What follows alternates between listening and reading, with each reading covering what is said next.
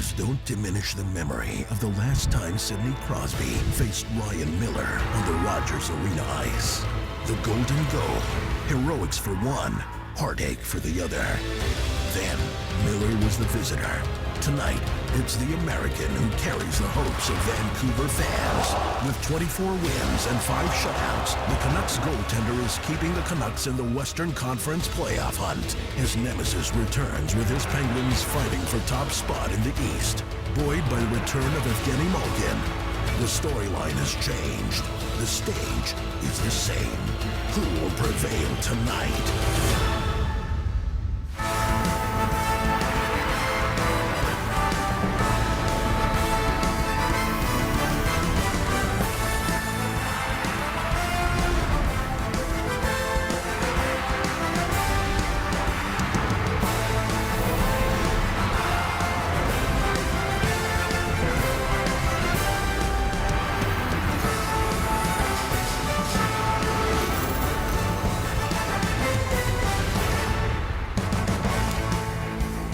Beautiful night in Canada. Sketchy in other parts of the country, but still a great opportunity to stay inside and watch some hockey. By the way, if you're watching out west, Victoria's Secret, happy birthday, Steve Nash. It's a big one for you. And out east, Laura Ingalls Wilder. Happy birthday as well. Penguins and the Vancouver Canucks. CBC television all across Canada tonight. It's Hockey Night in Canada. Nick, Kelly, Elliot. But first, to Vancouver, and Cassie Campbell-Pascal. Cass? Well, thanks very much, George. And Steve Nash will be excited because Zach Kassian is back in the lineup after being a healthy scratch the last 3 games for the Vancouver Canucks. It looks like he's going to be on the third line with Chris Higgins and Lyndon Vay. Ronald Kennins will be out. Chris Tanev, who missed the last game Thursday for the Canucks, tried skating this morning but did not take the warm-up, so he will not be in the Canucks lineup tonight. How about Ryan Miller? He went through a stretch where he allowed 1 goal in 3 games. Since then, he's allowed almost 3 or more goals in his last 5 starts, but he'll get the start for Willie Desjardins tonight, and he'll go against the Pittsburgh Penguins, looking for their 3rd win in a row since mid-December, which is strange for the Pittsburgh Penguins, and you speak of them. They'll have Thomas Greiss between the pipes. His last start was January 21st. And how about this? The power of Sidney Crosby.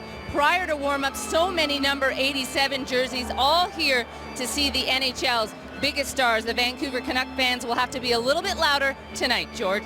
All right, thank you very much, Cassie. You mentioned Zach Kassian. He is in tonight. What are your thoughts on this guy now? When you control only one thing as a player, and that is how you play. You know, you don't control what the reporters say about you. You don't control what other teams might think about you. You control how you play.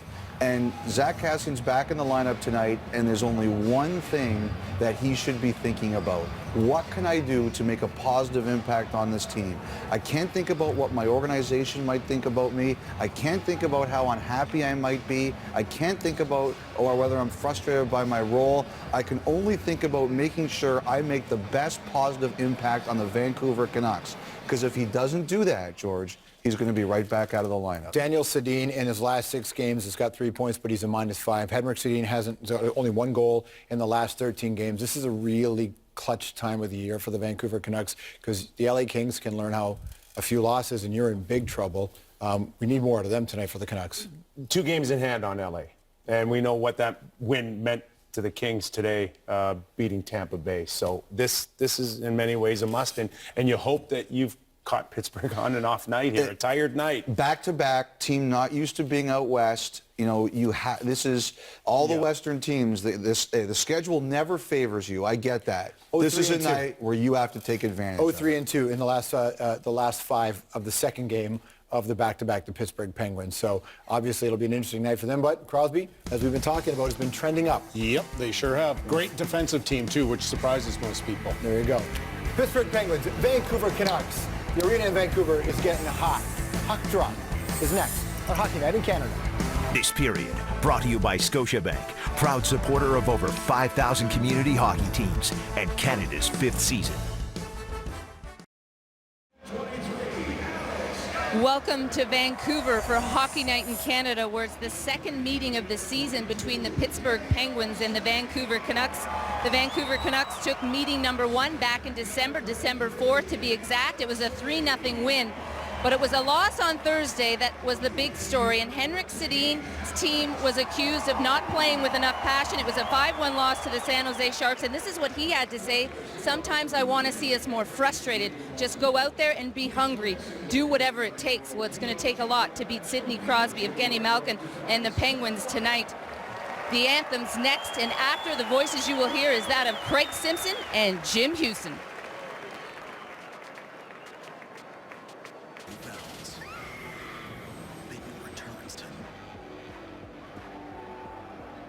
Ladies and gentlemen, would you please rise, remove your hats, and join Mark Donnelly in the singing of the Star-Spangled Banner and O Canada.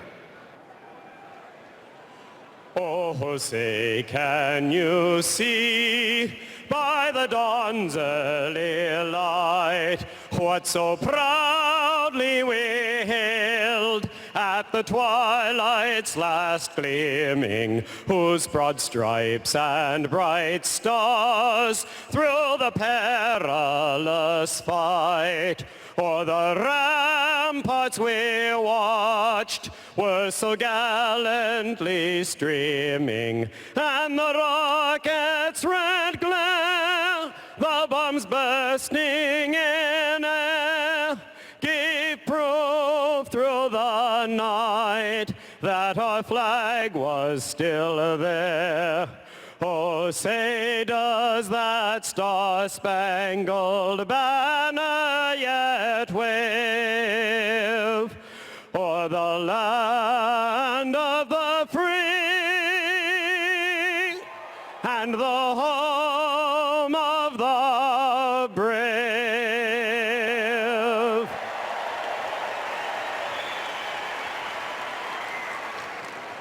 Oh, Canada, our home and native land, true patriot love in all thy sons' command.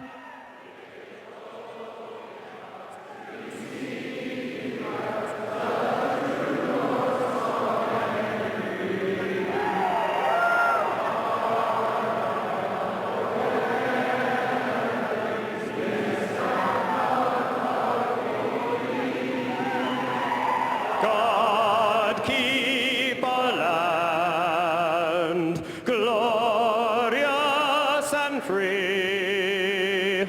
Oh, Canada, we stand on guard for thee.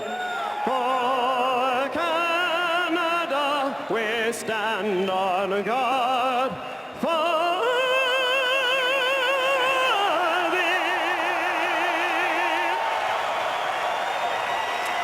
There are only two teams in the Eastern Conference looking down on the Pittsburgh Penguins, a team comfortably in a playoff spot. There are 7 teams looking down on the Vancouver Canucks. They have the not-so-comfortable 8th spot in the West. Marc-Andre Fleury just posted back-to-back shutouts in Alberta. Still, he rests tonight as backup 29-year-old German Thomas Greiss starts for the 11th time this season. And 178 feet away, Ryan Miller back in that crease, facing that guy for the first time since that game 5 years ago. Superstar Sid in his 4th appearance in Vancouver. He's only scored 1 regular season goal here, and he's on the bench because he has his backup back. Gino, Evgeny Malkin, missed 5 games but returned in Edmonton on this road trip, and Malkin gets the starting assignment with Mark Arcabello on his left wing and Patrick Hornqvist on his right. For the Vancouver Canucks, Willie Desjardins starts the Sedin twins with Alex Burrows. They're back together the last couple of games. Burrows instead of Verbata on the right wing. And Desjardins badly needs a game out of the Twins tonight. They didn't have much of one Thursday, and his team needs a victory. So we're underway in Vancouver. With Yannick Weber back for the puck. He's paired with Alex Edler tonight in the absence of Chris Tanev, and that's a big absence for Vancouver, their top right-handed defenseman.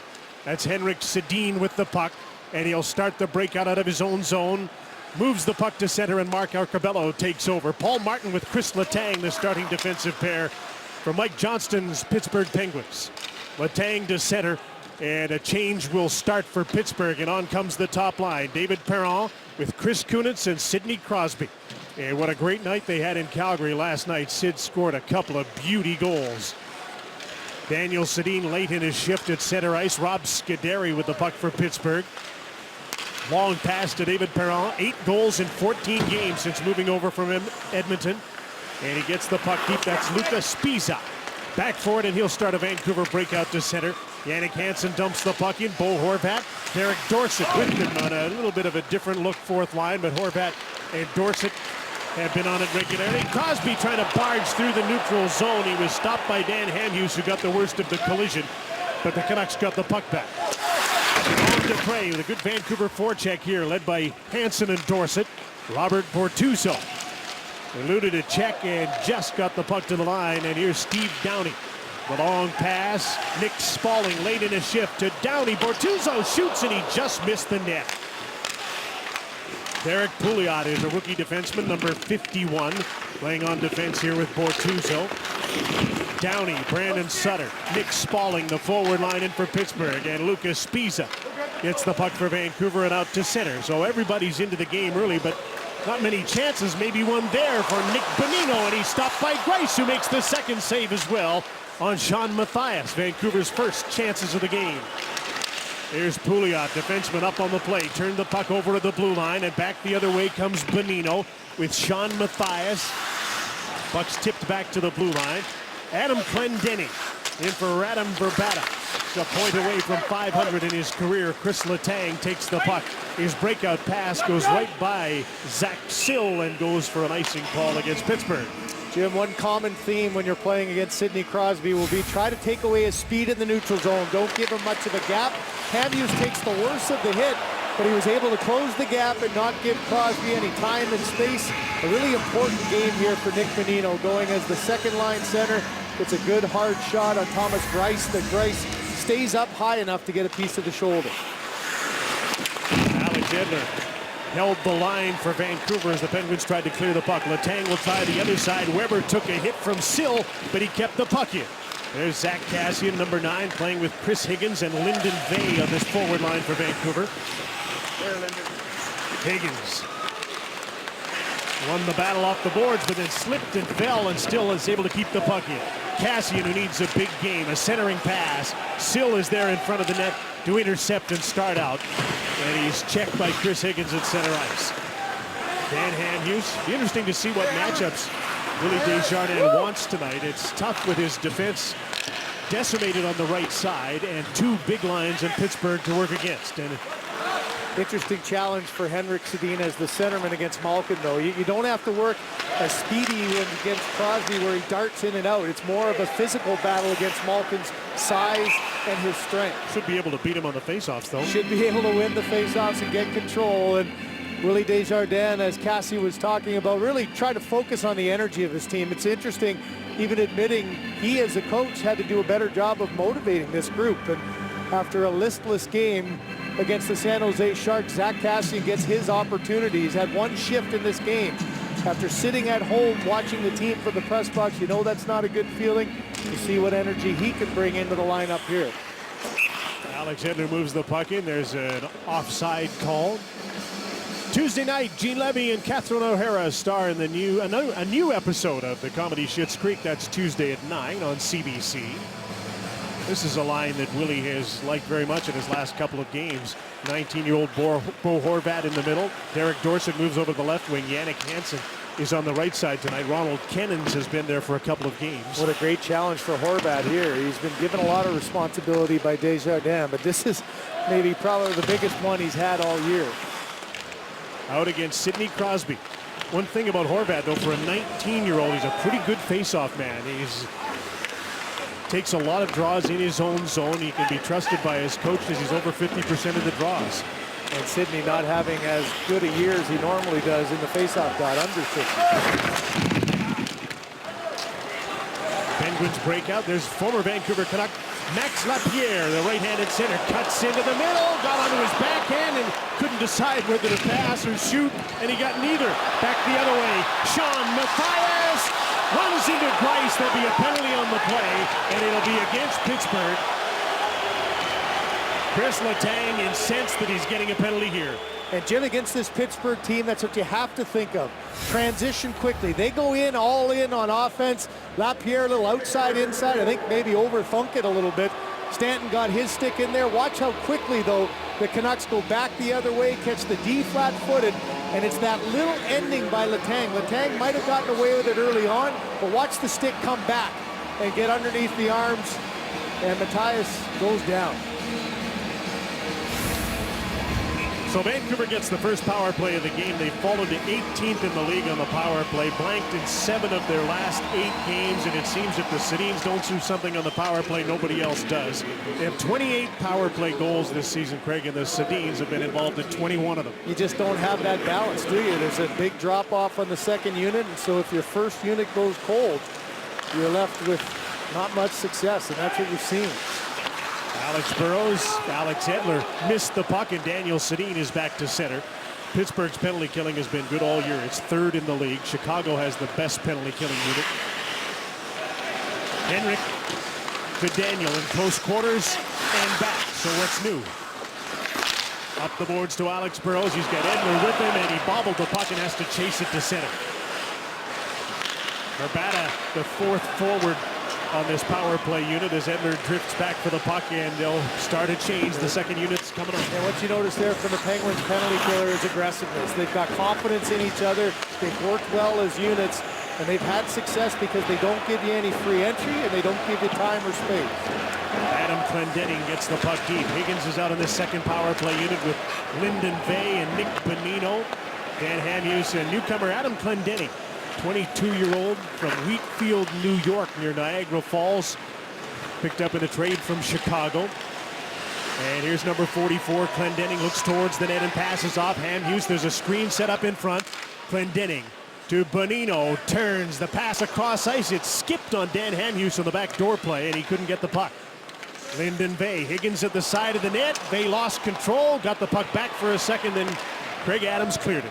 That's really what's been plaguing this power play. They just the inability to get the setup they want and then move with confidence. A lot of hesitation there. They faking a shot and losing control of the puck. Jannik Hansen with some speed in the dying seconds of the Letang penalty. Hansen hustled in, got the puck out front, and Bonino 2 whacks at it. And the puck is stopped at the side of the net and cleared by Rob Scuderi, and the best chances came in the dying seconds thanks to Jannik Hansen. What a couple of stops by Thomas Greiss. The backup got himself some confidence there, and now when we come back from break, it'll be Pittsburgh's turn to go to the power play. Jannik Hansen hustled in to get to the puck, threw it out in front. Nick Bonino with a pair of chances stopped by Thomas Greiss. Back-to-back power plays for the Vancouver Canucks. Sid gets a holding call. Here it is. At 200 feet from his own net, he gets the hand in on Sviza. He goes down, and holding is the call. At the other end, though, good work by Hansen getting in on the forecheck. There's the first save and a second one by Thomas Greiss. Penalty was just over, but the power play ineffective until those last 2 good chances on the Penguins goaltender. So Greiss is good early, inspired by Marc-Andre Fleury's performance in Alberta. Henrik and Daniel Sedin with Alex Burrows. Verbata back at the left point and Edler on the right in this power play. Verbata, here's Daniel. Burrows looking for territory in front. There's a shot that Greiss stops. Burrows gets the rebound and sets up Daniel along the boards. Henrik. Daniel goes to the slot. The pass comes back to Verbata. He shoots off a skate wide. Burrows to Henrik and back. Verbata open again over at the left point. Alex Edler feeds him the puck. Looks to the net, takes the shot. Greiss kicked that out with Burrows screening. There's Henrik. Better looking power play this time. Still no results. Burrows to the front of the net. Daniel trying to get position. Henrik has the puck. Alex Edler in the middle of the ice. Verbata one-timer scores. Tipped in front by Alex Burrows.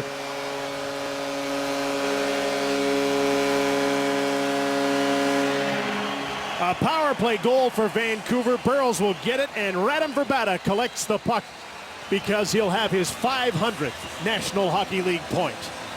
And the sky cam will give us a good example of just how much more aggressive and confident this power play was. Good quick puck movement. All the overload goes towards the Sedins, and that leaves the points open. A nice job of moving the puck laterally, and positional play in front by Burrows. He got himself in front of the goaltender. A little bit of a piece of that. You saw how the puck raised about 3.5 inches up and over Thomas Greiss. Well, Vancouver giving up the first goal in 6 consecutive games. And they haven't done very well coming from behind, so now they get to play with the lead as there's an icing call here against Vancouver. Radim Vrbata gets the assist on Alex Burrows' goal on the power play, and he picked up the puck because he got his 500th NHL point. His first one came in 2001 at Madison Square Garden, an assist on a Steven Reinprecht goal for Colorado.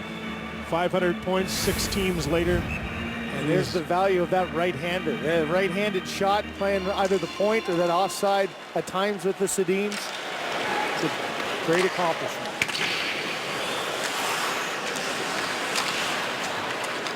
Some guys don't know it. He knew right away. He went straight for the puck. Today's players know, though, don't they? They all know their stats. Well, because they've got everybody texting them every every 5 minutes telling them what they are. And their agents are always on top of it for contract talk. Sidney Crosby back on the ice here as Hornqvist advances the puck. Glendening is back for it. Already much better jump for Vancouver in this game. They've outshot Pittsburgh 6-0. Vancouver was outshot 11-2 in the first 8 minutes Thursday night against San Jose. So they corrected that part of it. Linden Bay in front. Higgins with a shot. Greiss with the save. And a quick whistle stops play. And so much more about the intensity that Willie Desjardins felt was lacking in his team. And here, on the heels of the power play goal, a nice effort of getting in on the forecheck. Good job by Vay, buying himself some time, getting the puck protected. And Thomas Greiss, again, had to be very sharp. He was able to follow that puck across. Higgins wished he had that one back. He got down and got a good quick shot away, but didn't get it to the place he wanted. Higgins with just a goal in his last 16 games. There's a few of those sorts of statistics on the Vancouver Canucks. Nick Spaulding, number 13 for the Penguins from center. Stanton and Clendening are back. They played together in Chicago in the American Hockey League, and they're paired together here in the National Hockey League. And following the play up the ice, puck was knocked out of the air by a high stick. Well, it's interesting. We mentioned how Willie Desjardins wanted more out of his team. On Wednesday night going into the first game of the Alberta trip in Edmonton, Mike Johnson felt his team needed to get the tempo back in their game. I don't think they had it necessarily in the Wednesday game, but boy, did they ever last night in Calgary. The 3 games in 4 nights in the West and all the travel, this is a game that Mike Johnson needs something positive to happen to give his team some energy. Brandon Sutter just intercepted a clearing attempt by Yannick Weber, who just fell down at the goal line. From the blue line, Dupre with his shot, just missed. Sutter tried to feed it in front. Ryan Miller got bumped, but he made that save. And Sean Mathias gets the puck out to center. All of that flurry created in one simple little turnover and an outlet pass. Here's Alex Edler again, another tip. A high tip, and that was stopped by Greiss. Mathias to the blue line for Bata. Sends the puck back in. Benito with forecheck on Simon Dupre. Canucks keep the puck into the front of the net. Scuderi can't get to it before Mathias, who threw it blindly in front. And working feverishly to get a hold of the puck is Alex Burrows. He's all tied up by Dupre. Lucas Spiza to Dan Hamhuis, 2 lefties on the blue line together. Burrows gets the puck in. Dupre is back to collect. Chris Letang off the boards, not out. Held in by the Sedins, turned over. Kunitz trying to set up. Crosby just about got it. Kunitz had one of his better games of the season last night. 2 beautiful passes to Sid. And he tried for another one there. As did Crosby. Crosby was sharp and skating well, as Kelly Rudy talked about in the intermission. There's Letang. There's Kunitz with a shot up high off the glass. Penguins have but 1 shot officially on goal. There's a centering pass for Sid that comes across to Kunitz. He left it. Crosby to Letang from the blue line. Martin's shot tipped just wide by Chris Kunitz. Crosby trying to fight off Daniel Sedin. Threw the puck out to Chris Letang on the other side. Kunitz just keeps it in. And Canucks are able to clear it, racing after the puck. Daniel Sedin, no icing on this play as Daniel got to the puck and feeds Henrik. But they can't make anything out of this. Paul Martin. Pittsburgh's changing, so is Vancouver. Turnover at the blue line. Here's Horvat. Again, he scores!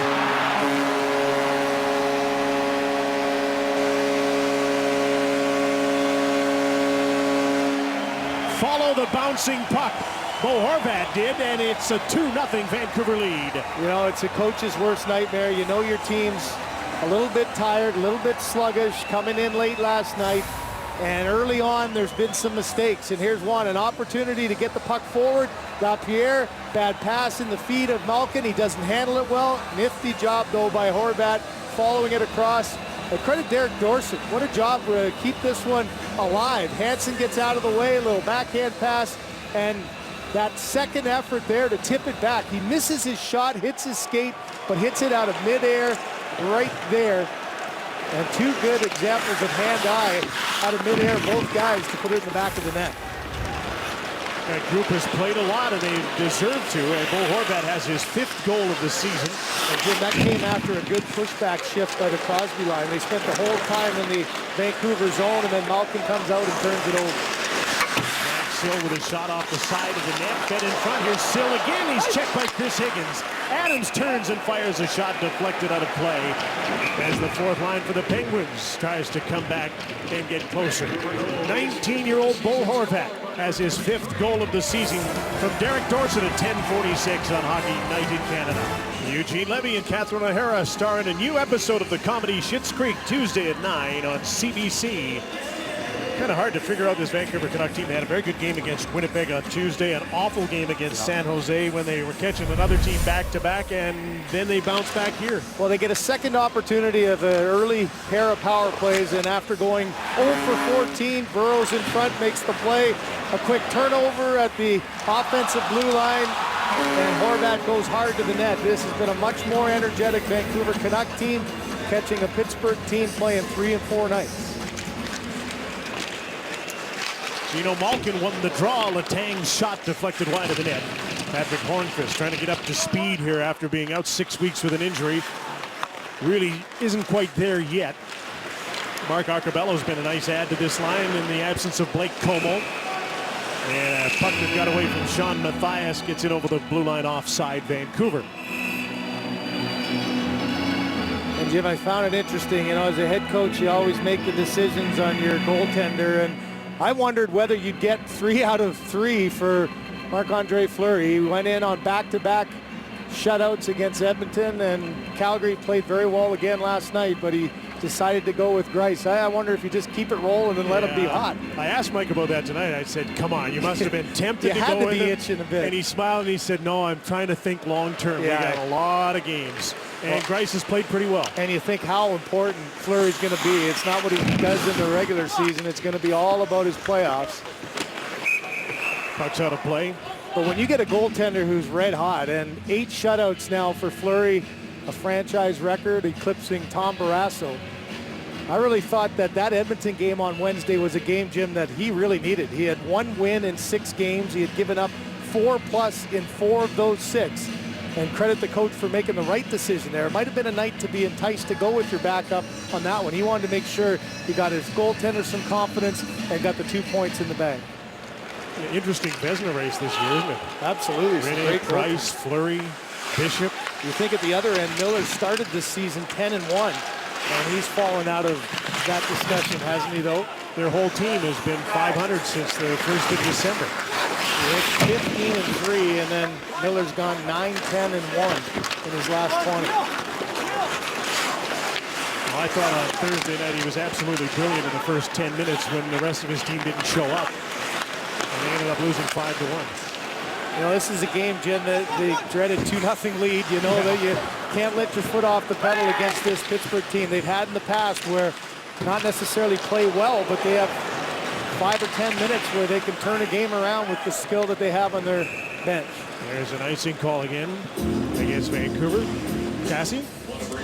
Jim, you guys are talking about goalies, so I'll talk about Ryan Miller. And according to Kelly Rudy, all goalies have weird ways of putting goals scored on them behind them. Ryan Miller is a bit unique in that he doesn't even address the puck or net afterwards. He allows the ref to do that. He goes straight back to the top of the blue paint.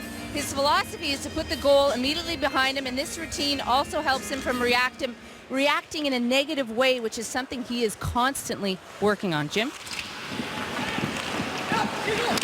His team has outshot Pittsburgh 8-3. He hasn't been very busy early on. David Perron to Sidney Crosby, just tipped off his stick, and Alex Edler gets the puck.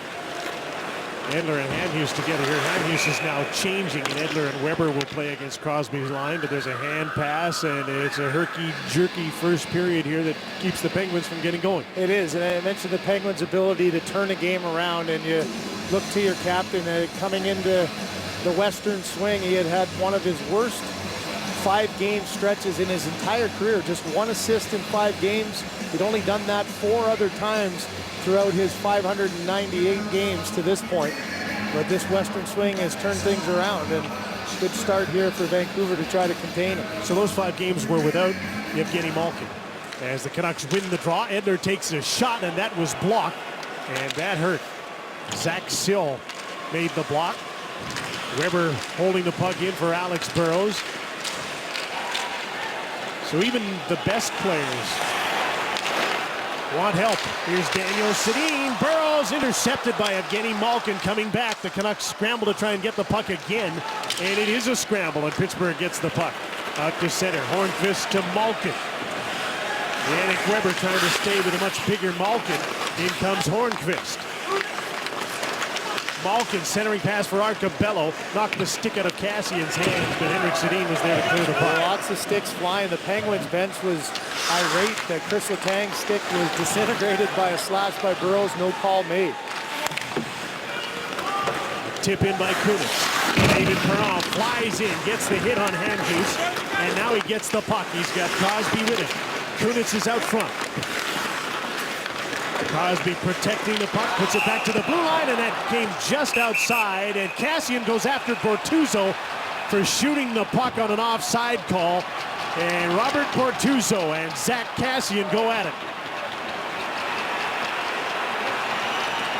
And for Cassian, Jim, this is one thing you can't practice when you've been out of the lineup, but clearly trying to make his impact felt. And a big impact on the ice as they both go down with Bortuzzo on top.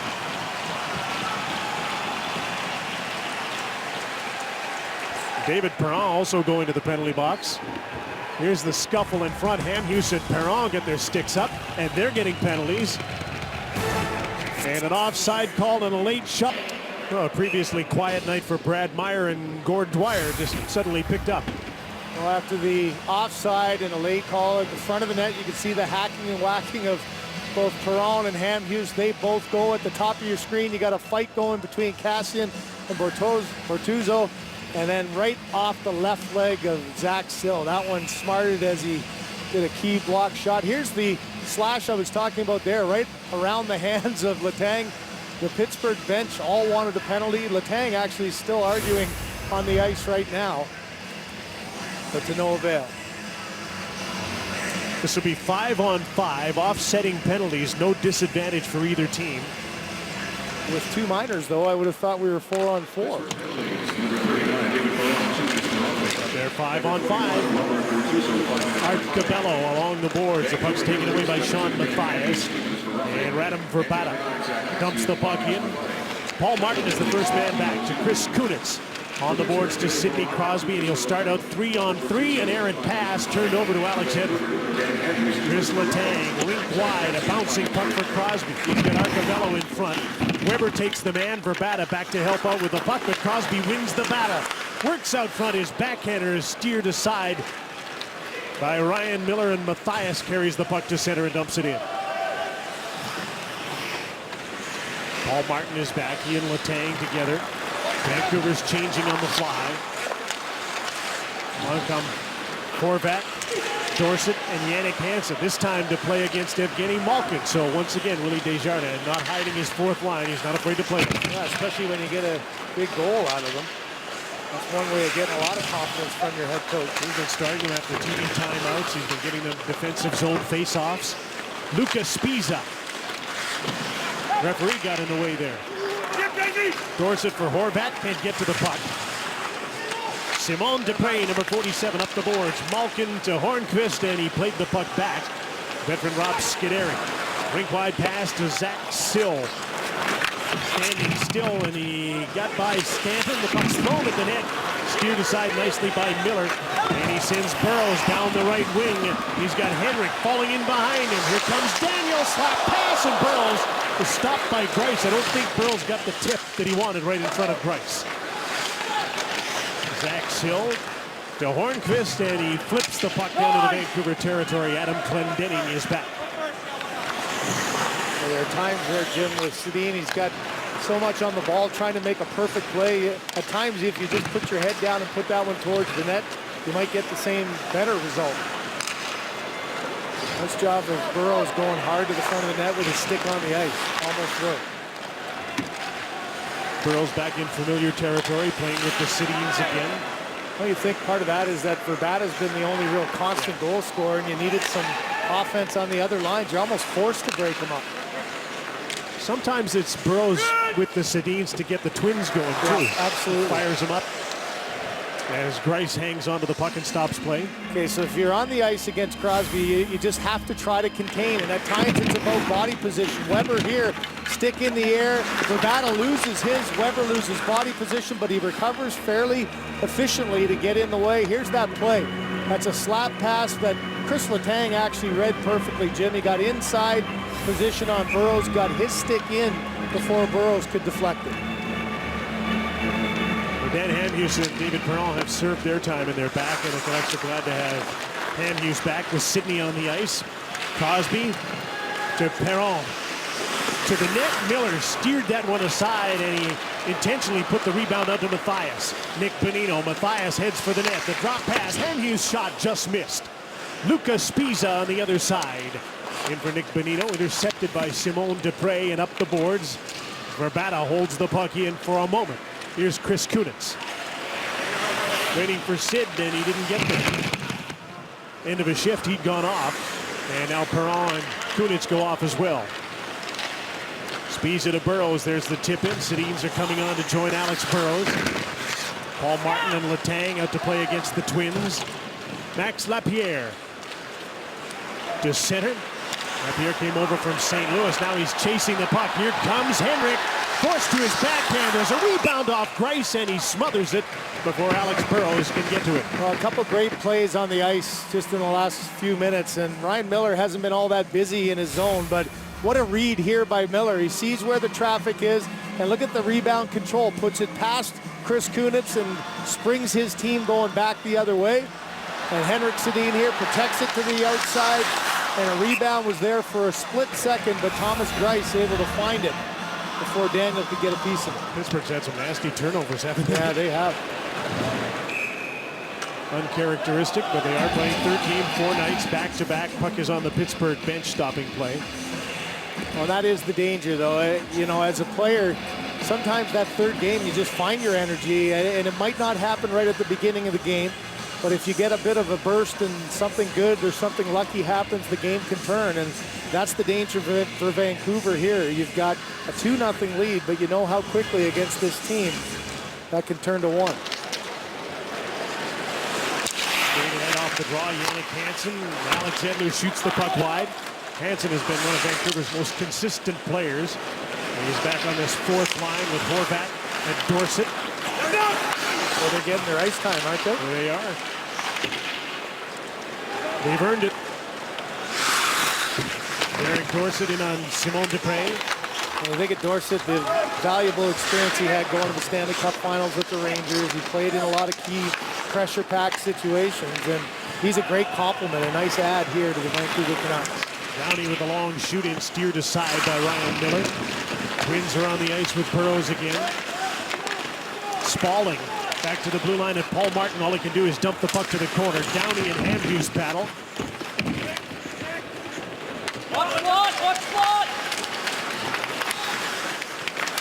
Spalling will try the other side, protecting the puck from Hamhuis. Brandon Sutter left the puck behind. Downey comes in to help out on this cycle. Nice move to get away from Burrows, but then an errant pass hit the skate of Daniel Sedin. Yeah, one move too many. He made a nice nifty one to try to get a little bit too cute there. Here's Brandon Sutter off the wing, snaps a shot. The rebound came right out to Matthias in the slot. Pittsburgh was changing, so there was a man short. Had there been a man there on that line, there was a juicy rebound. Letang, Crosby drops the puck off for Kunitz. His shot is deflected by Ryan Stanton. To the blue line, Scuderi to Letang. The puck rattles around like a pinball and never got through to the net. Crosby centering. Kunitz to Perron, and he hooked the puck up in the air and out of play.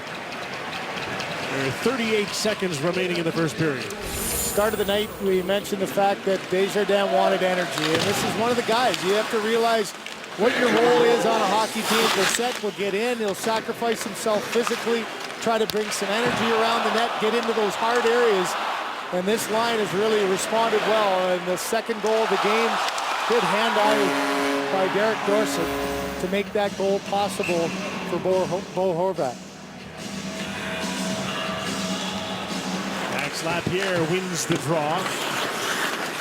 Zach Sill threw the puck towards the front of the net, into the skates of Horvat. Center in support of his defense. Trying to get out of the first period unscathed. Adam Clendenning knows there's not much time left. He's going to eat the puck in the corner if he can.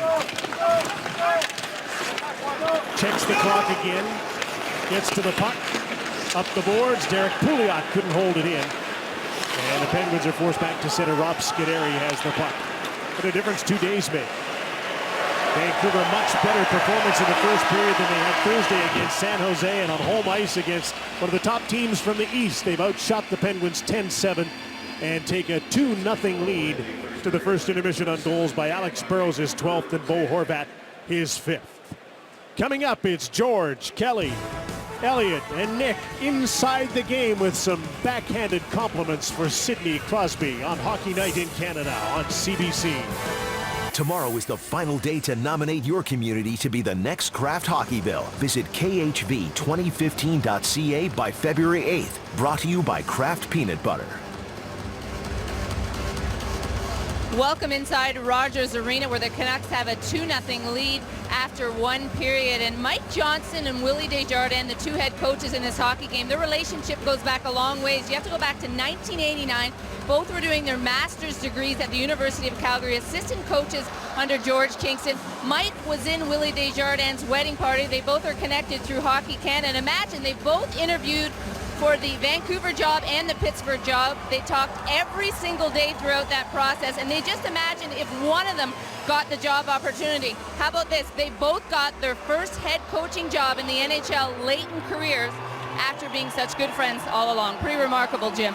There was a couple of days there, a 48-hour period, where it really looked like Mike Johnson was getting the job here and Willie was getting the job in Pittsburgh. Yeah, and Mike says he owes Willie one because it was a 3-0 Vancouver win. Maybe the best game they played this season in Pittsburgh in December. And I wouldn't say they're as good tonight, Craig, but they're good enough and deserve to be ahead 2-0. And there's a marketable change. I think the big thing that Willie Desjardins would be happy with his team is that energy level has been a lot higher than it was a couple of days ago. There we use the cliche, next goal's a big one. It's a huge one. Pittsburgh looking for some life. Evgeny Malkin is on the ice with Hornqvist and Arcapello. And Big Gino tripped up and got the puck to center. Hornqvist battling there with Daniel Sedin. The Sedins and Alex Burrows. Henrik forechecking. Chris Letang looks up. Makes a pass, it's a bad one, and puts Evgeny Malkin offside 33 seconds into the second period. Well, one thing you have to do is play at both ends of the ice, and when Daniel Sedin loses body position, he does a nice job of not taking a penalty, just stays hard on his stick. You can see he didn't get the stick in and hook or lift up. He just had it hard against the body of Hornqvist there, didn't allow him to get his balance back nor his control of his stick. Here's a Horvat line again, Craig. And right off the draw, Derek Dorsett gets a shot. There's a rebound, and Grice stops Dan Handhuse. This is really like the second line for Vancouver tonight. They played over 5 minutes, not far behind the top line. Bo Horvat, Derek Dorsett, and Jannik Hansen. Dan Handhughes. Dorsett tips the puck in. Out against Brandon Sutter's checking line. Hansen comes in support, swept the puck around. Luka Spiza holds it in twice. And a third time he shot the puck over top of the net. Yannick Hansen. Dorsett for Horvat against Simone Dupre. Another good shift for Horvat's line. Dorsett will go after the puck. Tried to throw it at the net and he fanned. Spiza against Brandon Sutter. Held the puck in and Vancouver will start a change after an excellent shift. And Pittsburgh needs a change and they got to get the puck to center. Brandon Sutter does that. In a game where Willie Desjardins might have felt that he not really have the best of the matchups, this line has given him all kinds of options when they played so well and keep the puck in the offensive zone. Now he's turned it over to Nick Bonino, Sean Matthias, and Radim Verbata. Crosby's on the ice against them. Bonino into the middle of the ice. Verbata. Here's Bonino. Stick check by Sidney Crosby at the blue line. They got away with that one. One thing he can't do is leave the puck exposed there like he did. Here they come again to the net. Letang was in on the rush. David Perron's centering pass was blocked by Nick Bonino. Sid takes over and a good stick check by Ryan Stanton, but the puck didn't get out. There's Sid on his backhand protecting the puck. Here's Sean Matthias, one man back. It's Paul Martin. He'll drive wide, slow up and take the shot, and Grice makes the save. And Letang gets back to help out. Spiza, Campbell couldn't hold the line. Here comes Max Lapierre, moves in and shoots. Big save by Miller. The rebound, a wraparound, and that's stopped at the side of the net. And an excellent play by Yannick Weber. Zach Kassian to center, Lyndon Vey and Chris Higgins with it. Kassian chips the puck by Derek Pouliot. Craig Adams takes the man, Pouliot with the puck. Former Winterhawk couldn't get it out of his own zone. Bortuzzo and Kassian come together again, and Bortuzzo gave him an extra little shot, and Zach gets up and has a few words for him. Well, one key as a defenseman when you go back to the front of the net is just be aware where the puck is. And you see Weber took his man Sill to the net, but then reacted quickly, turned, and didn't get focused on his guy he was covering. He got focused on where the puck was and did a nice job of stopping off Maxime Lapierre from getting to the net. Big games for Yannick Weber. He's a right-handed shot. They're decimated on that side. He's been a healthy scratch, and he gets back in and gets to play some big minutes. Sedin's off the draw. Daniel with his shot. Price made the positional save. Alex Edler with a slap shot blocked by Hornqvist. He has to retreat to center. Here comes Malkin. He did a flyby. Thought he could pick that puck out of the feet. Here's Burrows. Sprung off the boards by Daniel Sedin. He's got Henrik with him, and he couldn't get a good shot away. Martin checked his stick. Daniel. Burrows in front. Henrik. There's the centering pass. The Sedins had none of these kinds of shifts Thursday against San Jose. They've had a few of them tonight. They're famous cycle shifts. And a hand pass stops play, and Alex Burrows looks at Mark Arcobello and wonders if he's okay. I mentioned the physical matchups when you go up against the Malkin line, and here's Hornqvist, a big body on the wall. Daniel Sedin, good hard stick against Arcobello, wins that battle, and a nifty pass that Martin read very well. He knew the puck all the time was going to go to Henrik Sedin, reacted, got inside position, and thwarted what would have been a good chance. Crosby comes in to take the draw here against Nick Bonino and wins it. Robert Bortuzzo from Thunder Bay around to David Perron. Whacks at the puck, doesn't get it out. Verbata held it in. Sean Matthias battling Bortuzzo.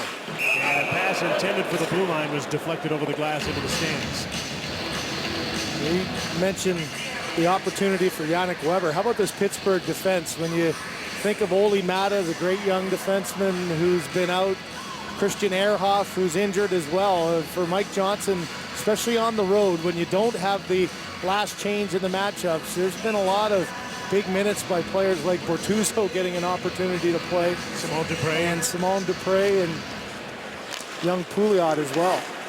21-year-old Derek Pouliot. They think he's going to be a real star. From Weyburn, Saskatchewan, played his minor hockey in Weyburn and Moose Jaw. And his junior hockey in Portland. Yeah, Mike Johnson very familiar with him and some confidence in his play as well.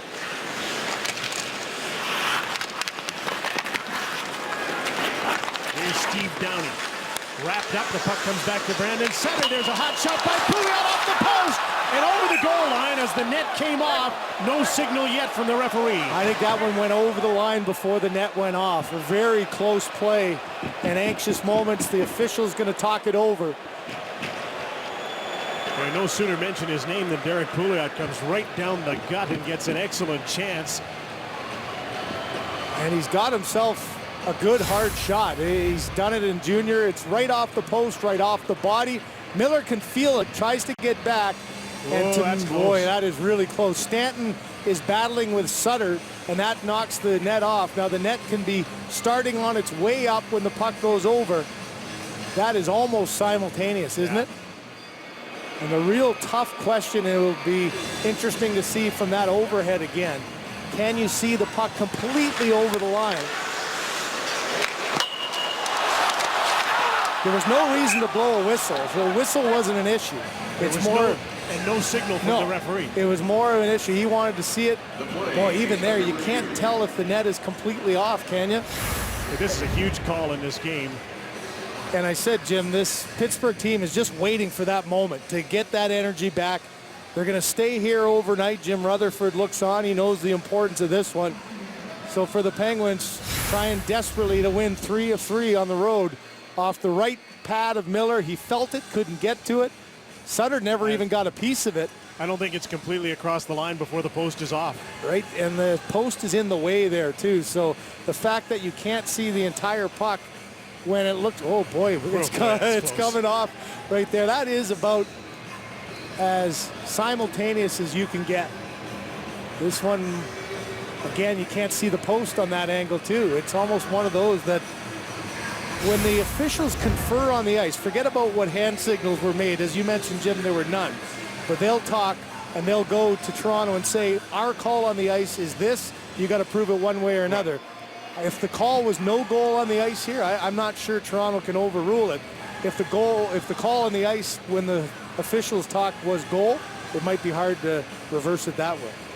They had to huddle before they made their decision and called the Hockey Operations Center in Toronto. That's Gord Dwyer on the headset. Brad Meyer with him. Lonnie Cameron and Brian Mock are the other officials in the game tonight. Jim, there are times when you watch the officials and go, boy, how can it take so long? This isn't one of those times.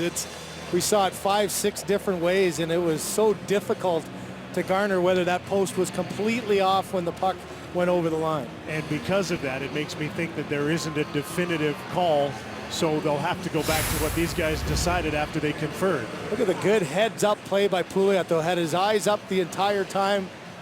Super slow-mo look as the anxious moments. What a play by Stanton, though. If he doesn't get his stick in on Sutter's, that's a tap-in goal for Sutter. Instead, it's a difficult call for video review. There is no question that the puck eventually does, but does it at the last second? I think it's off. Oh, wow. If they called no goal, I'm not sure that is definitive enough to overturn the call. That I would agree. Look at all the discussion.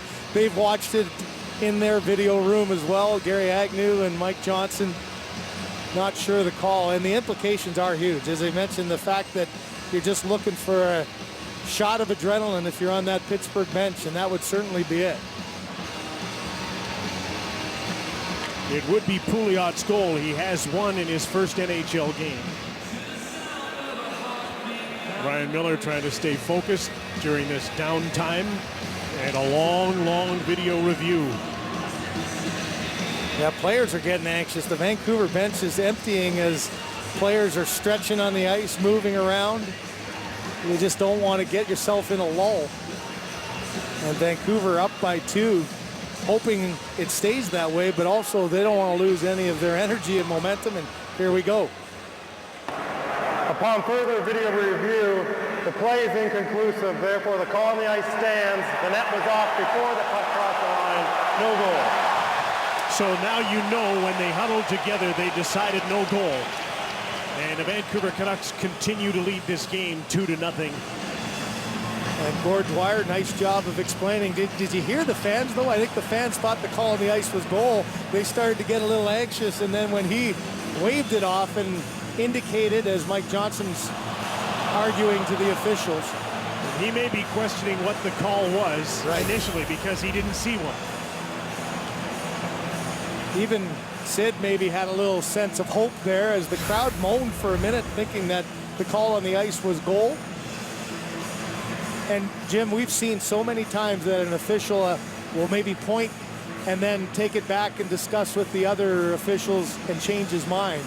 I thought you're right, Gord Dwyer didn't make any real motion. He wanted to go up right off the bat, but they still do need to give an indication to Toronto of what the call on the ice was. Nice job of explaining. I'm glad that they do that now. They have a lot more huddling and listening. There was a time when a lot of the old-time referees would never listen to a linesman.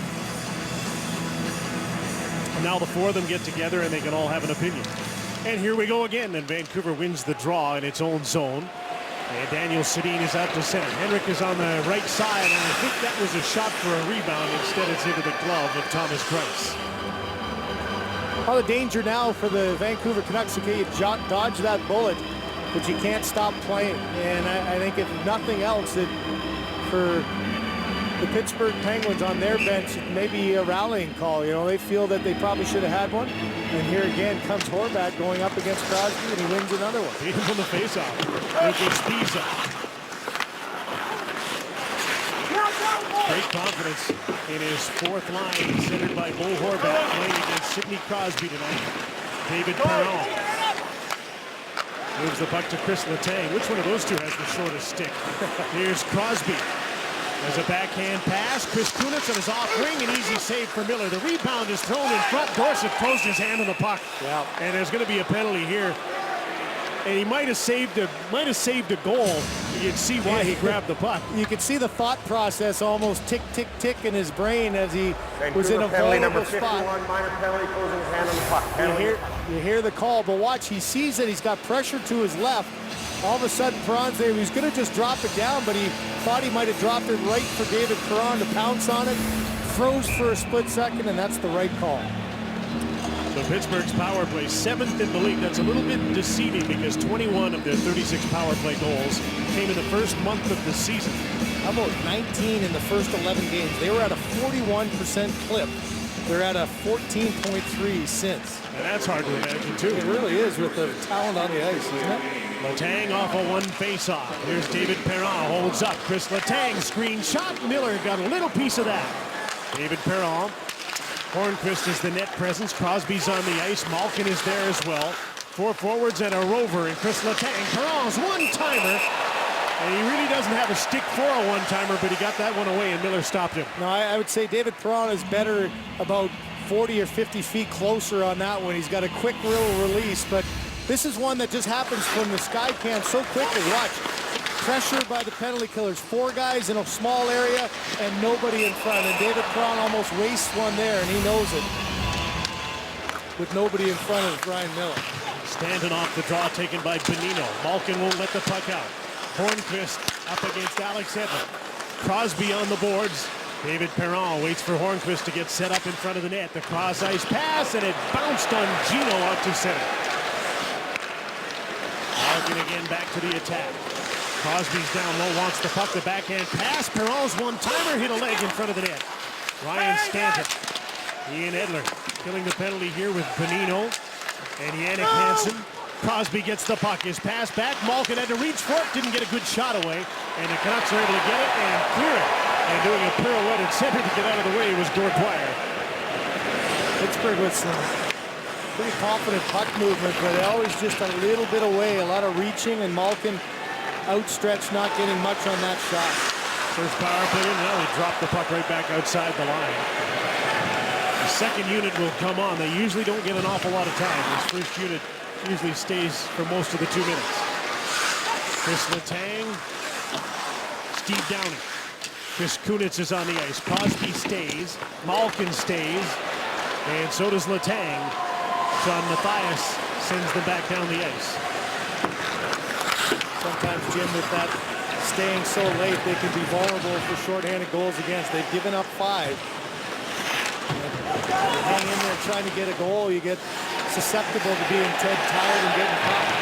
Sedin's out at the end of the power play, so they get the first shift after it's over, and there's 2 seconds to go in it, and a face-off deep in the Vancouver zone. Monday night, they were sent to deep space to save humanity, but who will save them? Don't miss the premiere of the gripping 6-part series Ascension Monday at 9 on CBC.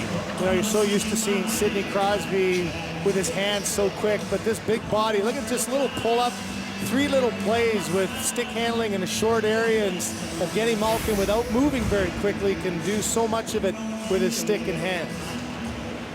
Max Lapierre beat Henrik Sedin on the draw. Simon Dupré, as the penalty expires, Dorsett's back on, and he might have a breakaway. Derek Dorsett, Henrik is with him, holds up, takes the shot, and that's deflected out of play by a sprawling Simon Dupré, who got back in front of his goaltender, Thomas Greiss. 15-12, the shots in favor of Vancouver. 2-0 they lead, trying to make it 3-0 here. Dupré with a nice play on Dorsett. And now from Vancouver, the story so far, as we look at how the Canucks have handled Sidney Crosby tonight. That's really by committee. Early on, Crosby trying to get in on the forecheck, get something going, takes a penalty. The Canucks score. They've taken away some of his space in the neutral zone, battled fairly effectively down low. There's been a few anxious moments around the net where he's been able to break free, but it's been a good, solid defensive effort. As you saw, just the 1 shot on goal, and more than anything, Jim, you just try to take the body as much as you can and don't allow him that freewheeling space. Penguins got the draw in their own zone, and Zach Sill from Truro, Nova Scotia gets to center and dumps the puck in. Craig Adams on the forecheck along with him. Sill tracked the puck down. Bortuzzo took a shot way wide of the net. Zach Kassian cleared the puck to center and thrown at the bench by Derek Pouliot.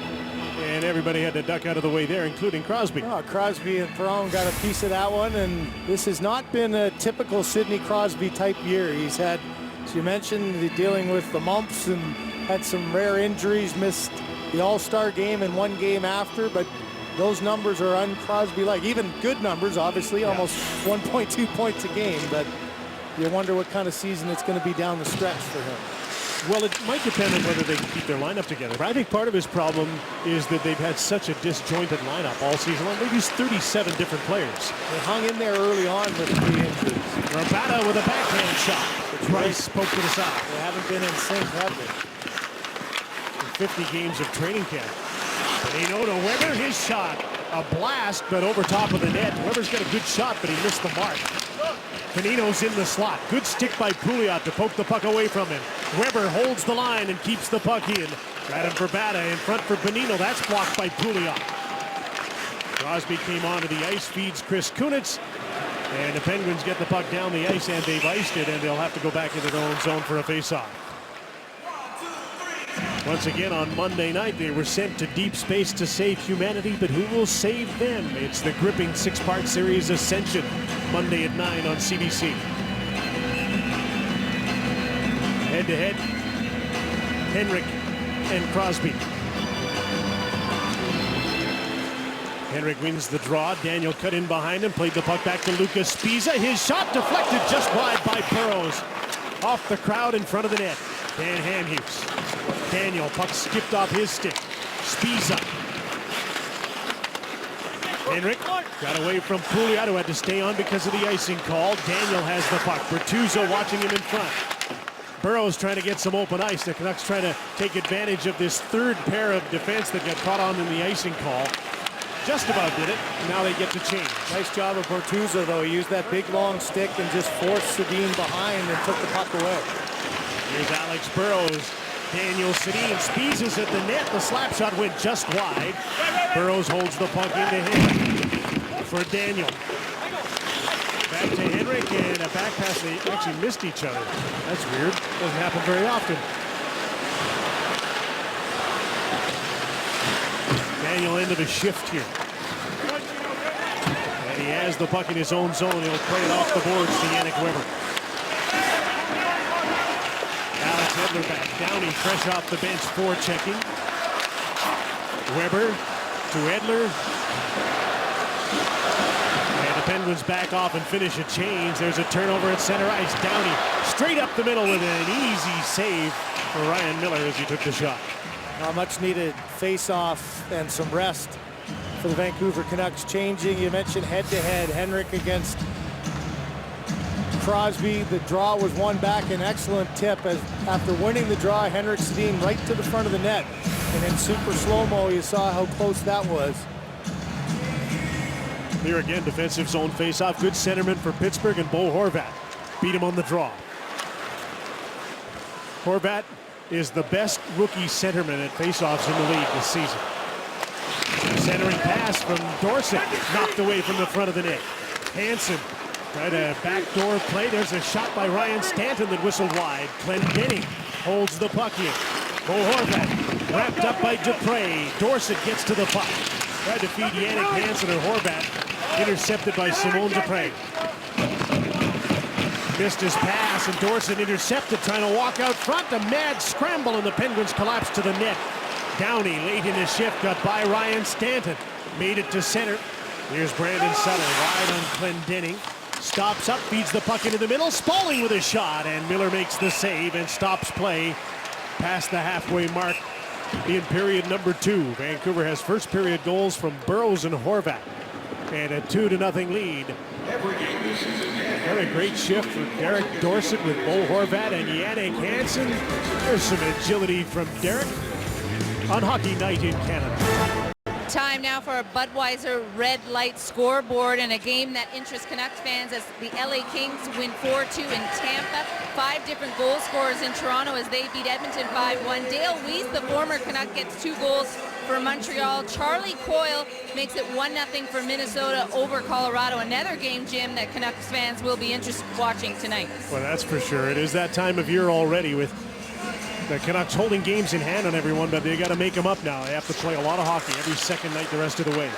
Chris Letang off the faceoff, a shot from the other side by Paul Martin is stopped by Ryan Miller. So Vancouver's now got 32 games in 62 nights the rest of the way. Well, it's a busy schedule for them, but if you look at the weight of their opponents, they have the weakest of the records anyways of the teams that they're battling against. It'll be interesting to watch what the Jets are able to do with all that's gone on in their organization. A key time here of the playoff race. Here's Sid to Chris Letang, his shot, and everything opened up. Miller could see that all the way as Perron was moved out from in front of the net, and Miller made a pretty easy save. Yeah, that's one where David Perron just sort of lost that net front position. Letang curling back. Wonder if Perron was going to kick out maybe for a pass, but he's right next to him. You just watch the front of the net. Oh, he trips and then goes off to the side. Miller reads it perfectly, gets across and square, and most importantly, able to hold on to the rebound. What a nice ad. Now, a lot of people think Pittsburgh's still in the market for a top 6 forward. I think so, but you think of the future as well. Boy, they've given up a lot of prospects and a lot of picks over the years. Bertuzzo with a shot just wide, but they are thinking in the present. They want to win now. Centering pass and a bouncing puck. For this fourth line, Craig Adams, and Lapierre is taken out hard along the boards. Shot way wide by Craig Adams. Don't you think this is where they get hurt in the playoffs? Their third and fourth lines just don't score. They depend so heavily on their top two, but their top two are pretty good. Yeah, they are, but in a 7-game series, you know, Superman has a kryptonite, and at times, if it's not Crosby who's going or Malkin finding it, they don't have that depth. Here comes that Horvat line again, and Bo Horvat just tried to dance Derek Pouliot, and he couldn't quite get by him. You can see how much confidence he's playing with now. Pouliot to Bortuzzo. And back, a deflected puck, and Yannick Weber has it for Vancouver. A nice pass by Burrows to Henrik Sedin, but he's just offside. You know, it's the good and the bad that you have with your top 2 guys focusing so much of the offense. Can you shut them down? You think of Malkin and Crosby. Here's the percentage of the goals, the assists that they've been in on all the Penguins' goals. That's a pretty hefty, lofty percent. In the regular season, you go, they're such dynamic players, great. The Sedins are typically up in that range, Jim, but this year it's been a drop down. And if you're Vancouver fans looking for playoff action, you hope that that secondary scoring does continue to come. They've been pretty good tonight. Henrik to Daniel. Arcabello is there on the board. Daniel gets the puck to the point. Weber shot deflected. What a save by Greiss. And he got lucky with a quick whistle. He didn't have the puck. A tough play for Brad Meyer. He was watching that the entire way and reacted to Thomas Greiss, who just tried to flip it up in the air. He's saying, listen, I know, but it looked like he was going to catch it. A bouncing puck. He had it, and he had it for a second time and actually put it in his own net. What a bad break for the Vancouver Canucks.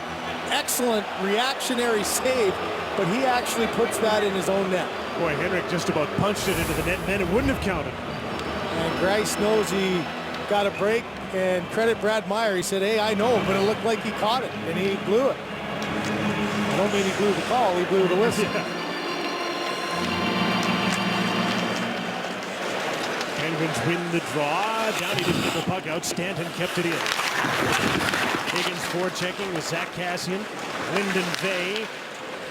Nick Spaulding tips the puck in. Adam Clendenning is first man back. Both defensemen battle in the corner. Dupre came in off the blue line. The Canucks get by that forecheck and out to center. Here's Ryan Stanton up on the play. Takes the shot. Greiss the save. Rebound Lyndon Vey. Turns, looks to the net. Now he passes off. Kassian tried to return the pass to Lyndon Vey. It's intercepted, and out comes Brandon Sutter. Advances the puck. Ryan Stanton back for it. He and Clendenning have been a pretty good pair tonight. What a shift for Stanton. He jumped up in the play offensively, got a good chance, and then got on his horse back defensively and broke it up the other way. And he's the reason why it's not 2-1 here as well. Saved the goal. Luca Spiza. Can't Andrews. Zach Sill on the forecheck. Got the man, separated him from the puck. There's the shot by Bortuzzo, who always seems to be getting the puck at the point. Ian Pouliot. He might be the best player tonight for Pittsburgh.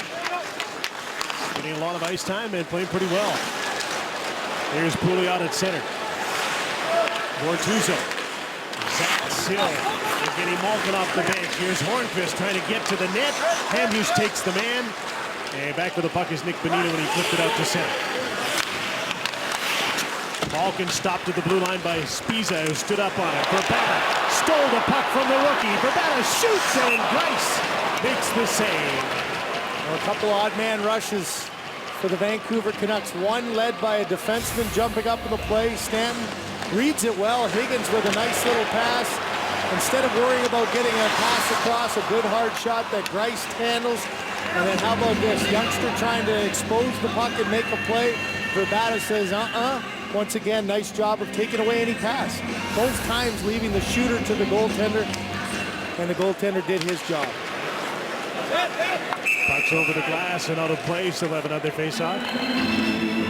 Well, you've seen the little pushback by the Penguins here, but Vancouver has been able to keep that puck going in the opposite direction. And this game for the Vancouver Canucks against the Penguin team, a little bit tired. So important to be 500 on this 6-game homestand. 2-3 at this point, and what an opportunity to close it off here. Too much Jekyll and Hyde in this homestand, though. Here's David Perron, kicks the puck up to his backhand, and a one-hander into the corner, and the net's off again. And again, that was Bo Horvat out against Sidney Crosby's line. David Perron trying to get the Penguins on the board. Takes the puck to the net, and it goes wide into the corner on Hockey Night in Canada. So you wonder what's going on the bench while we're all watching the ice. Our spy cam will give you an idea. Such a different game now with electronics everywhere. And the one thing you notice, having you've never been on an NHL bench, is just the amount of interaction that does go on. I'm not sure where the voodoo hands are there, trying to break the curse. But so much discussion from player to player, interaction afterwards, players coming back all out of breath, maybe frustrated from a shift. But in today's NHL too, Jim, the amount of communication between coach and player is extraordinary compared to the days even back when I played. Coaches now do it instantaneously, shift after shift. And you said the word plural, coaches. Yeah. Here's David Perron in the slot, missed on the one-timer. After the TV timeout. It's the Sedins against Crosby's line, and Chris Letang tipped that hard pass out of play. Well, the key really to having success as teammates is always knowing exactly where you are. Now, these guys have an advantage. Twin brothers, I think they think on the same wavelength, but at both benches every time, especially on power plays, you'll see talking about plays on the ice. And, you know, watching last night the Gordie Howe event in Saskatoon, Wayne Gretzky was amazing. The amount of talk on the bench that Wayne would go back and forth from players, making sure guys knew exactly where to go and what to do on specific plays was quite incredible. Ryan Stanton drifts back for the puck. He's got a forechecker on him. It's Craig Adams with Zach Sill, who comes up with a puck, turns out front, forehand shot, and Ryan Miller makes the save and hangs on as we bring in Cassie Campbell-Pascal again. Thanks, Jim. And speaking of teammates, David Perron played his old teammates Wednesday, the Edmonton Oilers, and he ended up getting into an altercation with a former teammate, Victor Fast, after a collision. Perron went to apologize with a nice little stick tap and was surprised by Fast's reaction, as he was not happy at all. After the game, Fast tracked down Perron at the rink to apologize and discuss the issue of previous concussions he'd had. Perron reminded him that he also has some concussion issues and that there was no intent on the play. Jim? Altogether too much camaraderie. Yeah. Here's a chance for the Canucks, 2-on-1. Sean Matthias shoots, he scores!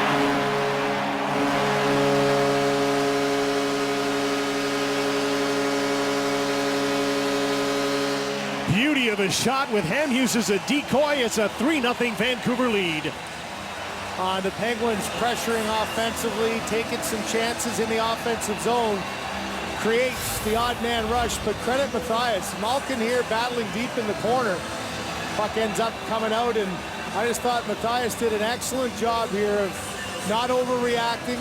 Saw that the pass was taken away, but he fakes it for a split second right there, and then the quick release. For Thomas Greiss, he's got a split-second decision to focus on where that shot's going to be. Instead of the big wind-up, watch the quick release. Just a flick of the wrists off the post and in. And a big goal to swell any comeback attempts here by the Pittsburgh Penguins. It is a big goal for Matthias, who hadn't scored in 7 games. He gets his 9th of the season. And we discussed a little earlier, it's important for Vancouver to get secondary scoring. They have a goal from Bo Horvat tonight. They have a goal from Sean Matthias, and one from the big line of the power play. And it was Matthias in the game in Pittsburgh. That line was very effective. He had a good game there as well. Playing with Brad Richardson that night. Yeah. Richardson is out with an injury right now. Well, that's 3 in a row, Jim. We've seen the Pittsburgh defense leave the shooter to the goaltender. Now, if that's Marc-Andre Fleury, maybe that's something that none of those would have gone in. Not to discredit Greiss, but that seems to be the way that they handle those situations. But with the backup in, might need to adjust that a bit. Jannik Hansen with an outlet. Derek Dorsett chips by Pouliot and heads for the bench on a Vancouver change. Pittsburgh's changing as well. There's the stretch pass. Zach Sill stops up. Puck's taken away by Burrows, who was crawling after it, couldn't get to it. Sill again. Burrows bumps him at center.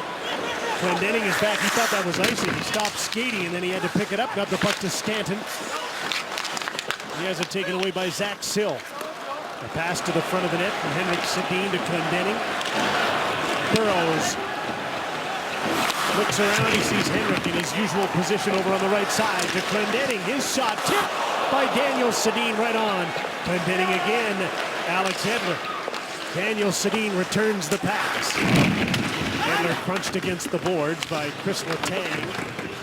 And the battle ensues. Letang threw it up the middle. Weber shoots. That's blocked by Max Lapierre. Daniel Sedin to the blue line. Edler, another broken stick, and he's back to the bench again. Henrik, Daniel, Burrows can't pull the trigger in a bouncing puck. And Max Lapierre, end of his shift, chips the puck ahead, and now he'll go after Yannick Weber. Daniel Sedin, he's been out for a while, and he dumps the puck in and heads over to the Vancouver bench. Greiss, fan on it, and Vancouver scores! Zach Kassian gets the goal.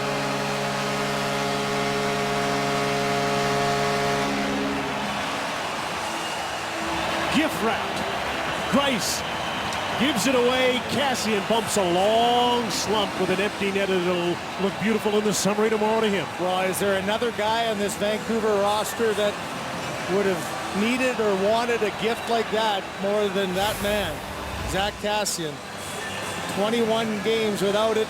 And this is Thomas Greiss just losing it. A total loss of control, loss of focus, and a heads-up play by Lyndon Vay getting in there. Yeah, it's a rolling puck, but it's a play that you got to be harder on and make a play. Instead, it's a 4-0 lead. Zack Kassian scored 2 goals in the first 5 games of the season, and in his next 21, he didn't get one. And listen to the reaction in this building as they show a close-up of Zack. There is no player who garners more discussion in this town. Just mention his name on the local radio show and you got an hour-long discussion right away. There, so many people believe he is Todd Bertuzzi, and Todd really didn't take off till he was 25 years old. Zach's 24. I'm not sure if he's going to be that player, but a lot of people think he will. But 4 successive coaches in this organization and the other one won't play him in the top 6. No, and I think it's partly understanding how you have to play. You know, when you've been a scorer in junior and you think you should be a scorer, at times you get fixated on the lack of scoring and start cheating and taking shortcuts. Instead, you got to focus on what type of player you need to be to stay in the lineup. And he's a big body, and you got to play aggressively, get in and be consistently physical. And he hasn't been able to put that totally together. Power play here for the Canucks at the end of that, as Chris Letang had numerous altercations in front there after the goal. The 4-0 lead. Vancouver back in the power play for Bata. Back at the left point, he's got 2 assists tonight. Set up a power play goal earlier. Henrik Sedin. Bata sneaking in. Daniel can't tip the pass from his brother. Henrik. Alex Edler. There's Henrik. Looks at the net. Snaps a shot. It was blocked. And Burrows took a swipe at it and missed.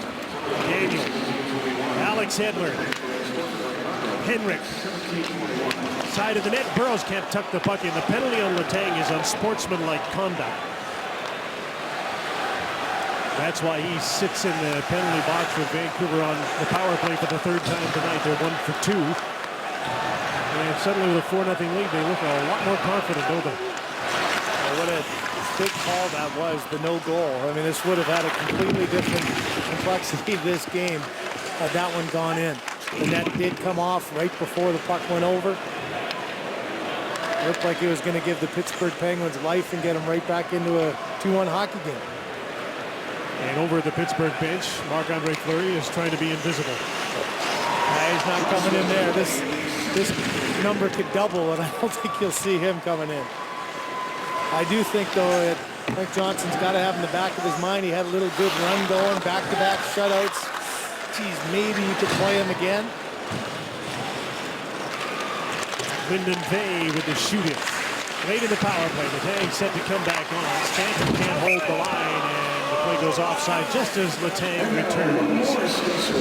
Well, you wonder why Letang maybe was upset, as he's still glaring down Brad Meyer in that case. He got knocked down earlier on, just before, right there, trip right in front. That was on the play. There's the chirp after. He's following the official down and had probably one too many words. And I would tell you, from personal experience, those officials can absorb a lot. I probably did far too much chirping to them in my day as well, but at one point they'll flip the button. Just a little too far. The Tank's still mad he didn't get a penalty call on the slash in the first period. Yeah, either. True. You got that one as well. Now there's going to be another penalty call here with 34 seconds to go in the period. And it'll be a penalty against the Canucks' Derek Dorsett, a holding call.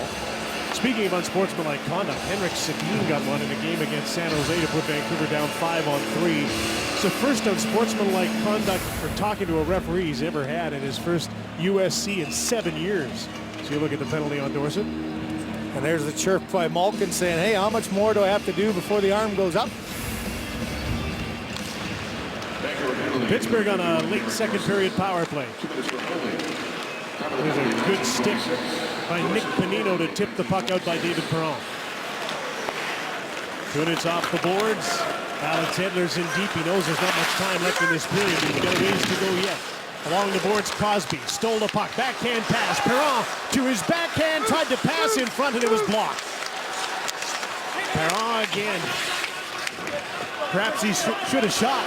Instead, he tried to pass, and it was blocked, and the Canucks get the puck and threw it down the ice, and Alex Burrows is into it here with Chris Kunitz. He gave him a pretty good hook after he cleared the puck down the ice. And the second period comes to an end. Vancouver scored 2 in the first. Now they've got 2 in the second. Well, there's lots of talk between the Pittsburgh Penguins. Crosby addressing both officials right now. And here's where it started with Kunitz. A couple of hits in the corner. He goes right after Burrows, and as the winding clock comes down, you see a hook by Burrows and a little bit of a shot by Kunitz. Coming up, we'll look back on the day that has been a busy one in the National Hockey League with George, Nick, Kelly, and Elliot on Hockey Night in Canada. After 2, Vancouver's up 4-0. Welcome back to Vancouver and Hockey Night in Canada, where Canucks lead 4-0 after 2 periods over the Pittsburgh Penguins. And on Tuesday, Willie Desjardins reached out to Warren Reichel, who of course had Zack Kassian playing for the Windsor Spitfires in junior. And the gist of the conversation was that he has to play a skilled game, but he also has to play with a little bit of recklessness to be at his best. The sense was that Kassian is very open to conversation with his coaching staff. He may need a little more conversation than normal to help him with his confidence. And you have to think there was a debate on that call whether or not he should fight some more. And Craig and Jim, maybe based on tonight, he should have in order to perform better. Had a scrap tonight with Robert Bortuzzo.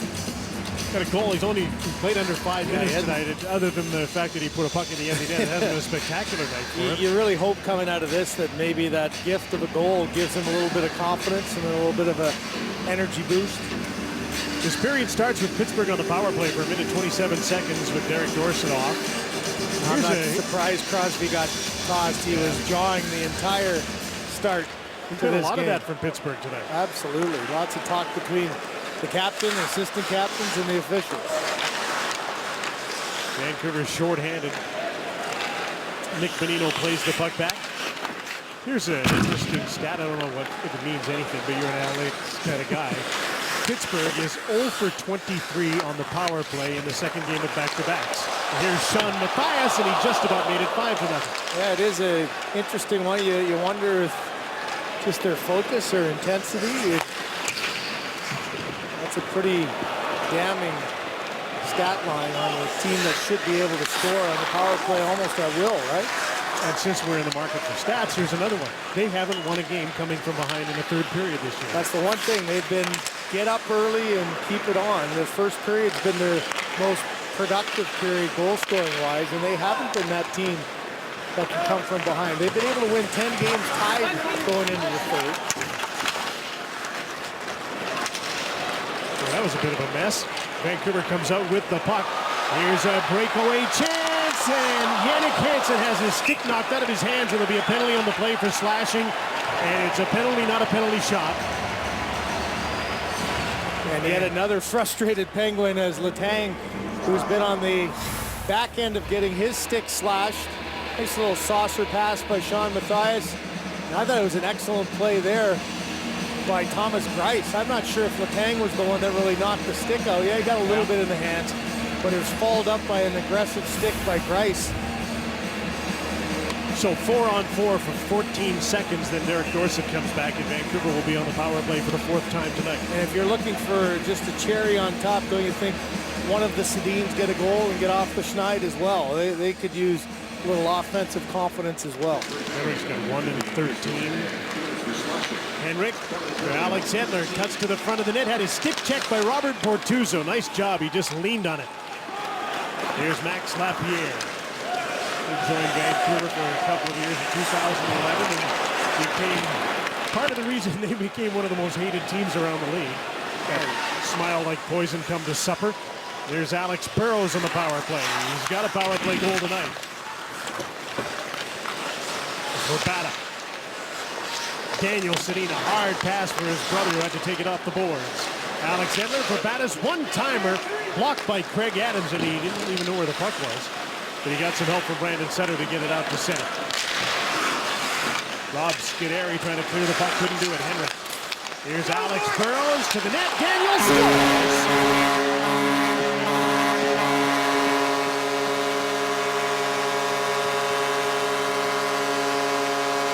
Ask and you'll receive. The Sedins get a goal. Daniel has the goal from Burrows. I just think that Brad Meyer and Gord Dwyer have had enough of the Pittsburgh Penguins. And here, most times, you get an interference call here. But Lapierre, Hamhuis trying to get out of the way. They let them tackle and wrestle their way down the ice. No call made. Errant pass here. Good job of Daniel Sedin keeping it alive. Henrik, rather. And this entire way, Burrows never even thought of shooting the puck. Watch, his fixation was on getting Daniel Sedin a wide open net, and he did a heck of a job. Came down the side, fake, cut across, and had his eyes set on number 22 to make sure he got it in the back of the net. Daniel has his 11th. Burrows and Henrik with assists. A lot of things that have gone right. Important things for Vancouver tonight, including a couple of power play goals. Penalty kills been perfect, and it hadn't been in recent games. And still a ways to go, but a 5-0 lead. Lapierre centering. Zach Sill's shot is stopped by Ryan Miller. Simon Dupre. Balling is checked by Stanton. Adam Clemente.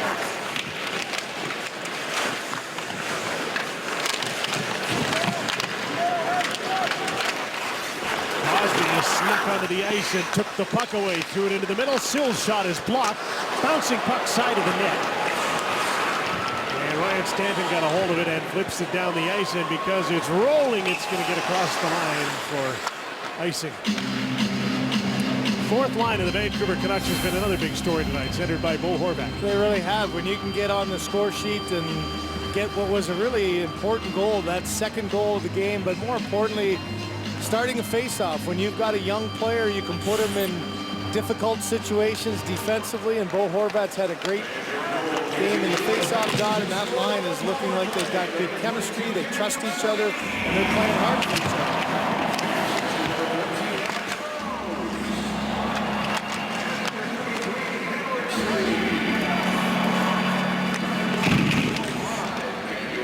Chris Higgins gets the puck out of his own zone to center. Derek Pouliot is there.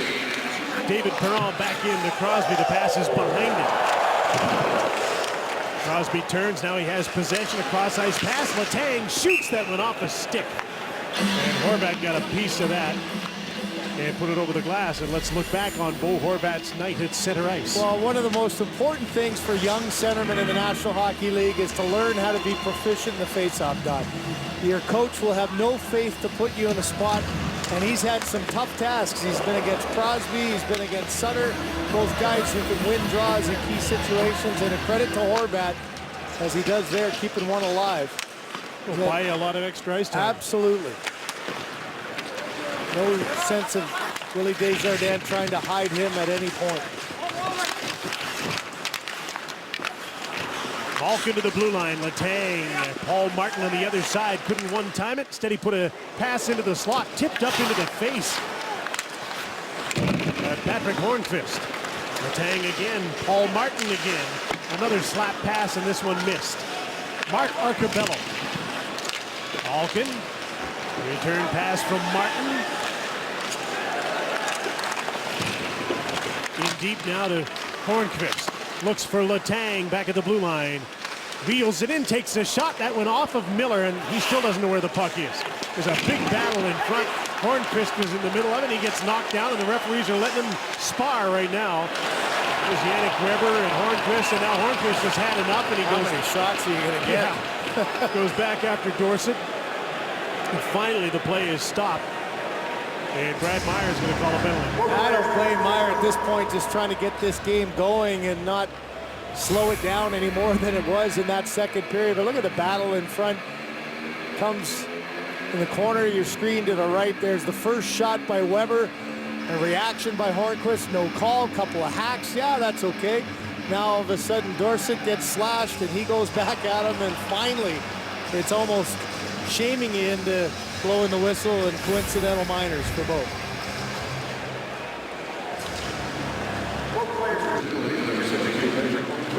So 4-on-4 action.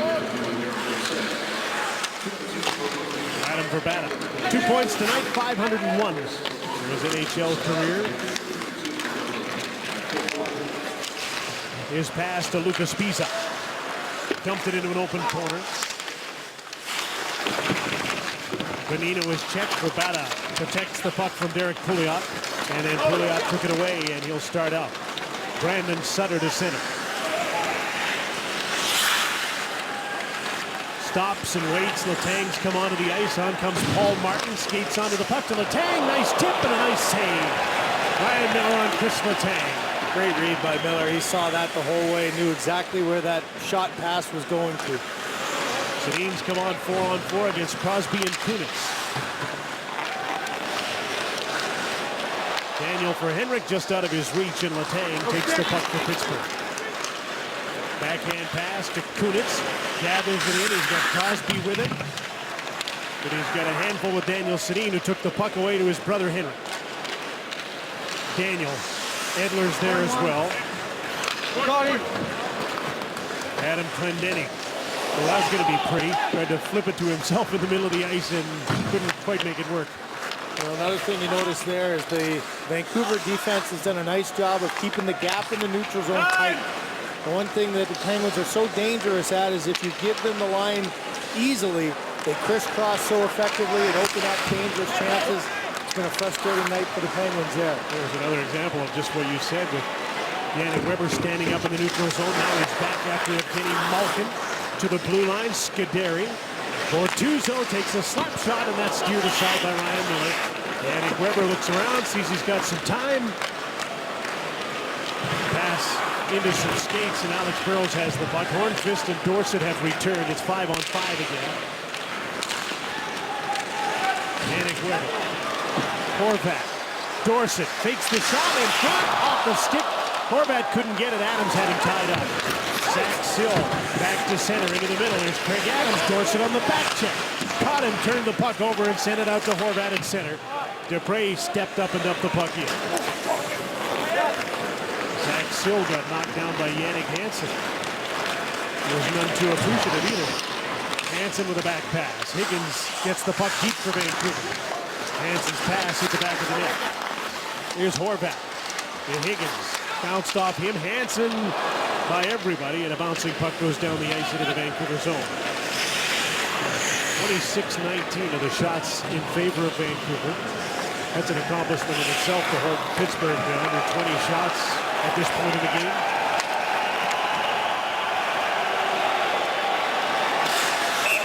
Listen to the fans cheer every time Zach Kassian gets the puck, and he went in over the blue line. It's an offside play, but they clearly want him to succeed. His team has tonight reason to smile. Daniel Sedin and the Vancouver Canucks have a 5-0 lead on Hockey Night in Canada on CBC. Welcome back to Vancouver, and Marc-Andre Fleury trying to help Thomas Greiss probably get through what's been a tough night. And if I can say this, he's also had a little deja vu tonight. Back on December 4th in a 3-0 loss, he had the same misplay behind the net on one of two Brad Richardson's goal, and that came again. Looking at it tonight, Zach Kassian gets his third on the season, and he's only starting his 12th game, as Fleury has been so good on the season, but playing the puck hasn't been his strong suit against the Canucks this year. Jim.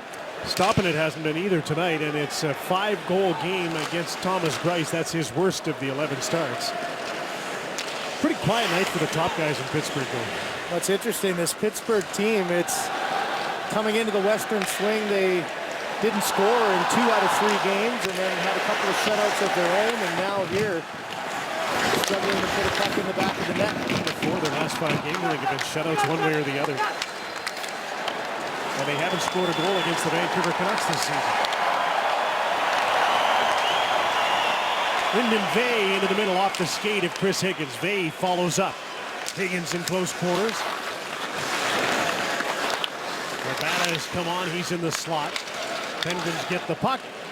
They turn it over at the blue line. This sets up the fathers trip a little bit better, doesn't it, for the Vancouver Canucks? A lot of the fathers gathering here tonight already and heading to both Minnesota and Chicago coming up.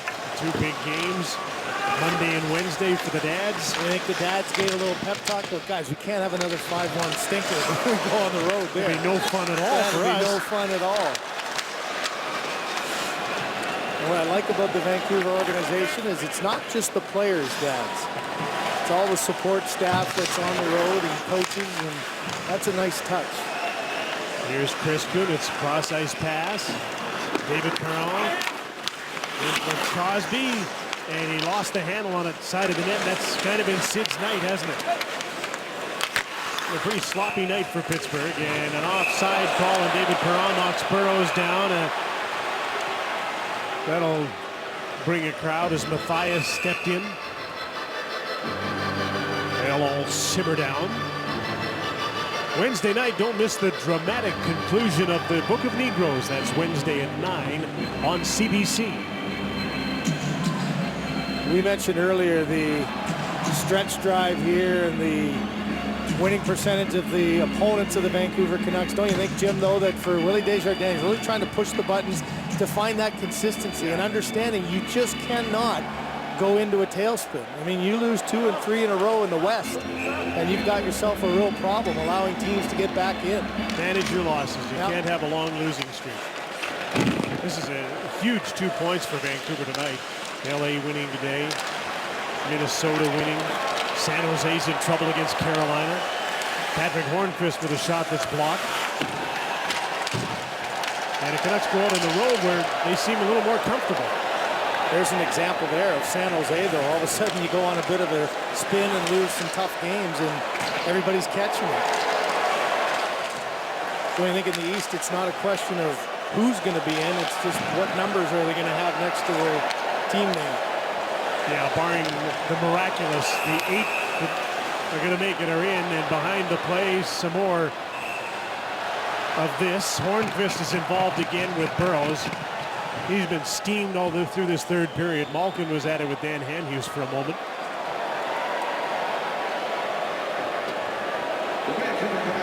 Remember the agitator, Alex Burrows involved here, and he got a swat from Hornqvist and a hack from Hamhuis.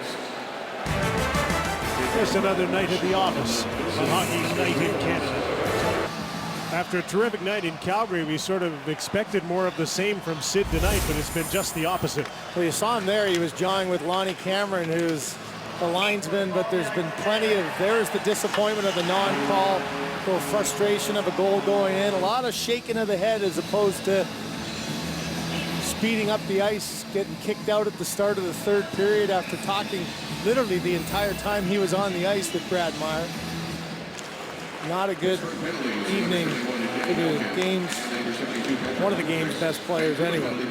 Vancouver's on the power play again because Hornqvist and Malkin got penalties after that little fracas before the TV timeout, and the only Vancouver penalty went to Alex Burrows. Here's an interception. Chris Letang, Dan Hamhuis is back. The back pass, and Craig Adams can't handle it. Adams to Max Lapierre. And Vancouver gets the puck back. Start their second unit power play. Lyndon Vay, Nick Bonino, Chris Higgins, Hamhuis and Clendening. Nice steal there by Brandon Sutter. Clendening, the only man back. Sutter shoots, and Miller made a nice save as Brandon Sutter goes into the net, knocking it off. Tripping call on Clendening on the play. It's been a pretty quiet night for Ryan Miller. He hasn't had too many times where he's had to stand tall. There's a play by Hamhuis going in, loses it. Sutter the entire way was thinking shot, and right afterwards the sprawling Clendening brings Sutter right into your living room. And then he looked like he was out of gas. He wasn't catching Brandon Sutter, so he took a swipe at him, knocked him down, and there again is the penalty. Well, good read by Miller there. Came out aggressively. Looked like he gave him 5-hole and then took it away at the last second. I think this is a big, big game for Ryan Miller, too. There were a lot of people that thought that Eddie Lack should start this game because he shut Pittsburgh out in December. I think it is important for the head coach to give some confidence. You mentioned confidence in your players and your team. This was a chance for Miller with a tired team coming in to try to get a big win. And not to start another goaltending controversy. Absolutely. Why bother, right? When you can avoid it. Give your number one guy the range, and he's showed up. Here's Pouliot with a shot up high, and he missed the net. Nick Spaulding centering pass. Arcobello couldn't get a good shot away in the one-timer. Lucas Spiza 4-on-4 to Yannick Weber. Couldn't get the puck out. Pouliot kept it in. Spalling side of the net is checked. Daniel mauled by Spalling, who goes down, and Spiza gets the puck. Henrik comes back for it.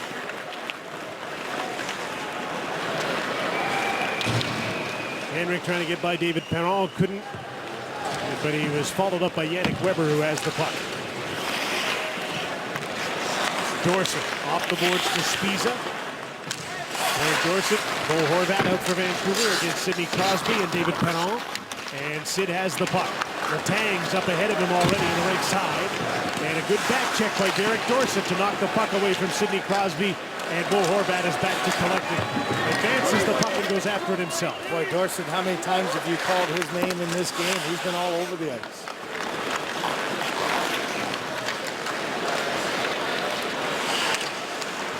Chris Letang. 50 pass to Crosby. Hornqvist with a shot that's stopped by Ryan Miller. Rebound Horvat. Cleared that onto his own bench. Not over the glass, but onto the bench stopping play. Wednesday night, don't miss the dramatic conclusion of the Book of Negroes. That's Wednesday night at 9 on CBC TV. No better feeling as a line when you just feel you've got things going. And Dorsett goes right out, closes the gap on Sidney Crosby, which is not an easy thing to do. Plays him physically, turns the puck over. What sort of time on ice do those guys have to make? Well, they're in with everybody else. It's been 12:32 now for Derek Dorsett. And Henrik Sedin is only 14:25. So that says a lot about the balance in this game. It's a balance that Pittsburgh had in Calgary last night in a 4-0 win, and a balance that Mike Johnson thought would really help them tonight. Third game in 4 nights. They needed that spark, and they lost it.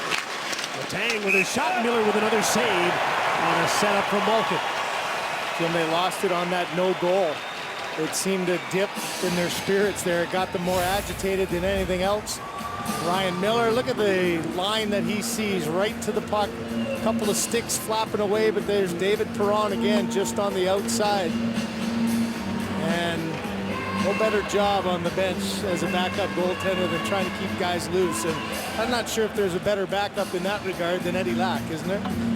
Always a smile on his face. He might be the most popular backup goaltender in the league. Absolutely. Kids love him. Everybody loves Eddie Lack. And you know what's interesting is Fleury sits on the bench as the backup tonight. For a starting goaltender, he's very much like that personality, isn't he?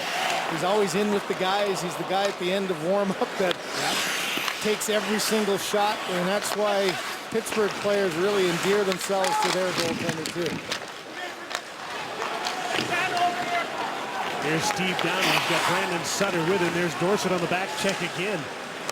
Up late comes Kunitz with a shot. That's stopped by Miller, and he was looking for it, and there's another quick whistle. There's been a few of those tonight. And Miller gets it. Well, when you're sitting with your cap on, you talk to anybody. If that cameraman comes back a little bit, Eddie might have a good conversation with them too. But it's such an important role, and I can tell you from players, it's the guy that has to take all the extra shots at the end of practice, work on all the extra things, and it's a really valuable role. When you got that kind of personality, it endears yourself with players. If you listen to sports radio in Vancouver, I think he's got a half a dozen deals for commercials. He's on the radio every day.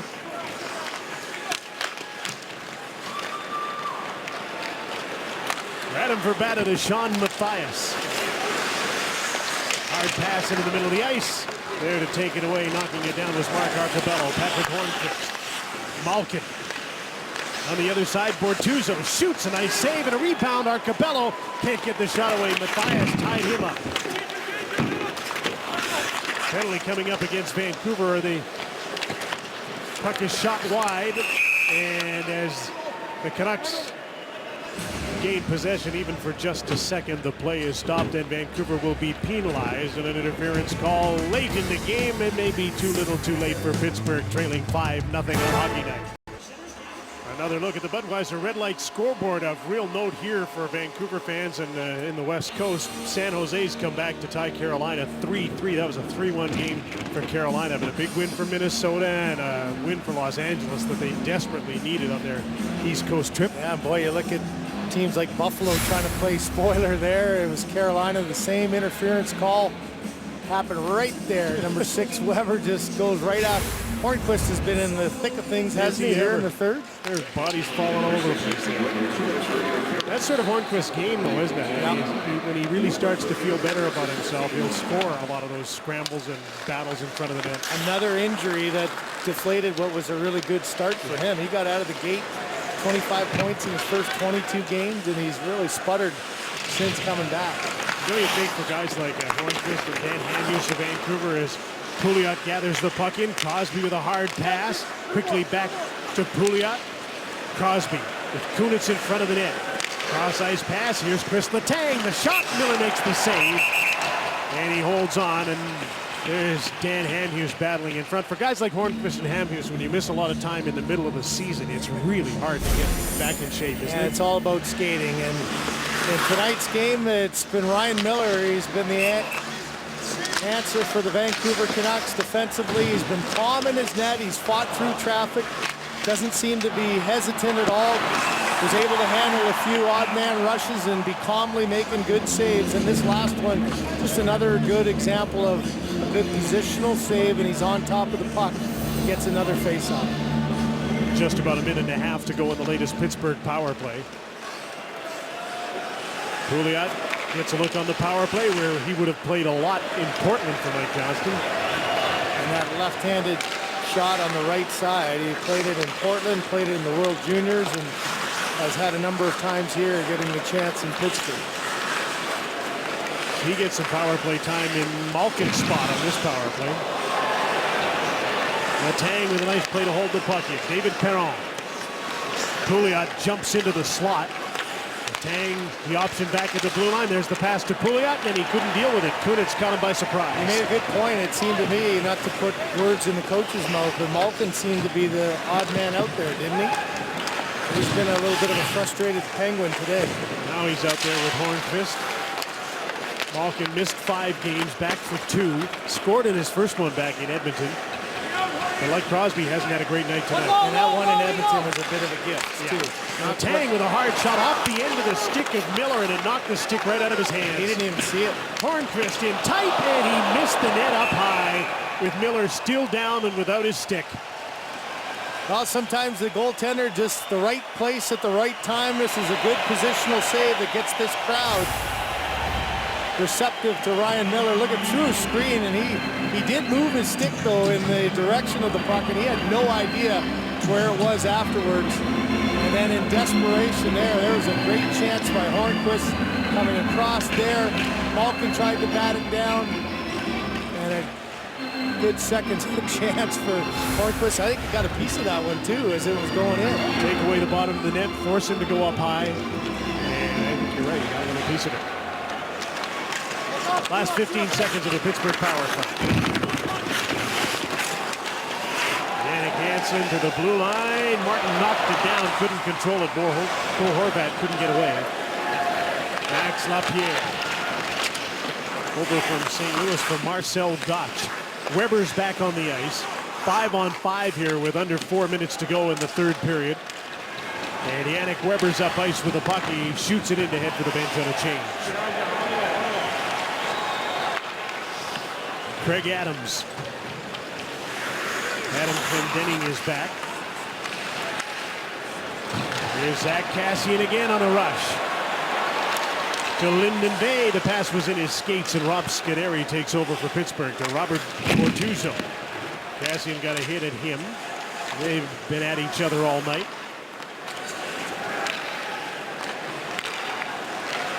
Rink wide pass intended for Downey was tipped by Chris Higgins. Clendening takes the man. Sutter in a battle with Stanton for the puck.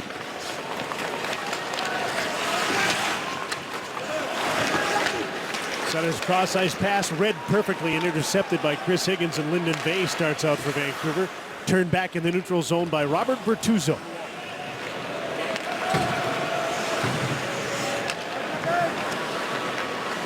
A couple of young defensemen who've come a long ways this season under Mike Johnson. And Gary Agnew handles the defense, and that's Robert Bortuzzo and Simone Dupre, who seem like spare parts but are now anything but. Miller out to play the puck and ran some interference on Patrick Hornqvist. And there's an icing call against Vancouver, down to 2:16 to go in period number 3. Never too early to look at the standings in the West. There are some races, and for Vancouver tonight, a win and they could unseed Calgary in that 3rd spot in the Pacific Division and put Calgary back into the wild card. And as we mentioned before, you look at the upcoming game against Minnesota, how much that means. And Vancouver now with 31 games left after this one, there just is no margin for error for a slip-up. You can't afford a 3 to 5 game streak where you can't get a win, and that's not lost on the head coach. He was very focused over the last couple of days of trying to ramp up his team's intensity and their need for some more consistency. They stopped practice yesterday to give them what for, because they weren't practicing hard enough. There was a scuffle in practice between Yannick Weber and Sean Matthias. Just another day at the office. Yeah, right here. But all has been right for them tonight. Craig Adams to Zach Sill. His shot is absorbed by Ryan Miller, who gets a little bump and doesn't seem to be bothered by that a bit. Well, Jim, you mentioned the defenseman. Look at Alex Edler with a little bit of grimace on his face. I don't know if he got hit in the hand. There's a little look down at the paws. You know, you get so many instances when you're standing in front. Here's the shot. Yeah, right in that left hand, right on the top, maybe even the thumb. See if we can get a good look at where it hit him. Yeah, up high in the wrist. His reaction was instantaneous, and he was grimacing on the bench. Spiza now goes down into the tunnel as well, too, so another defenseman off. So they're already missing Kevin Bieksa, Frankie Corrado, who just came up, and Chris Tanev is their best right side defenseman. Yeah, you think of Bieksa and Tanev out, but what an opportunity to see what Clendening has, and giving him a chance to play more minutes in tougher matchups. And like anytime you get those kind of injuries, it's another opportunity for a young player to show, gain some confidence from the coach and show that he can play. Yannick Weber's had a pretty good night too. Yeah, absolutely. Here's David Perron in on the right wing, takes a shot. Miller makes the save, and Perron gets the rebound. Looks towards the front of the net, and when he looked up, he lost the puck. Sent out to center by Radim Verbata.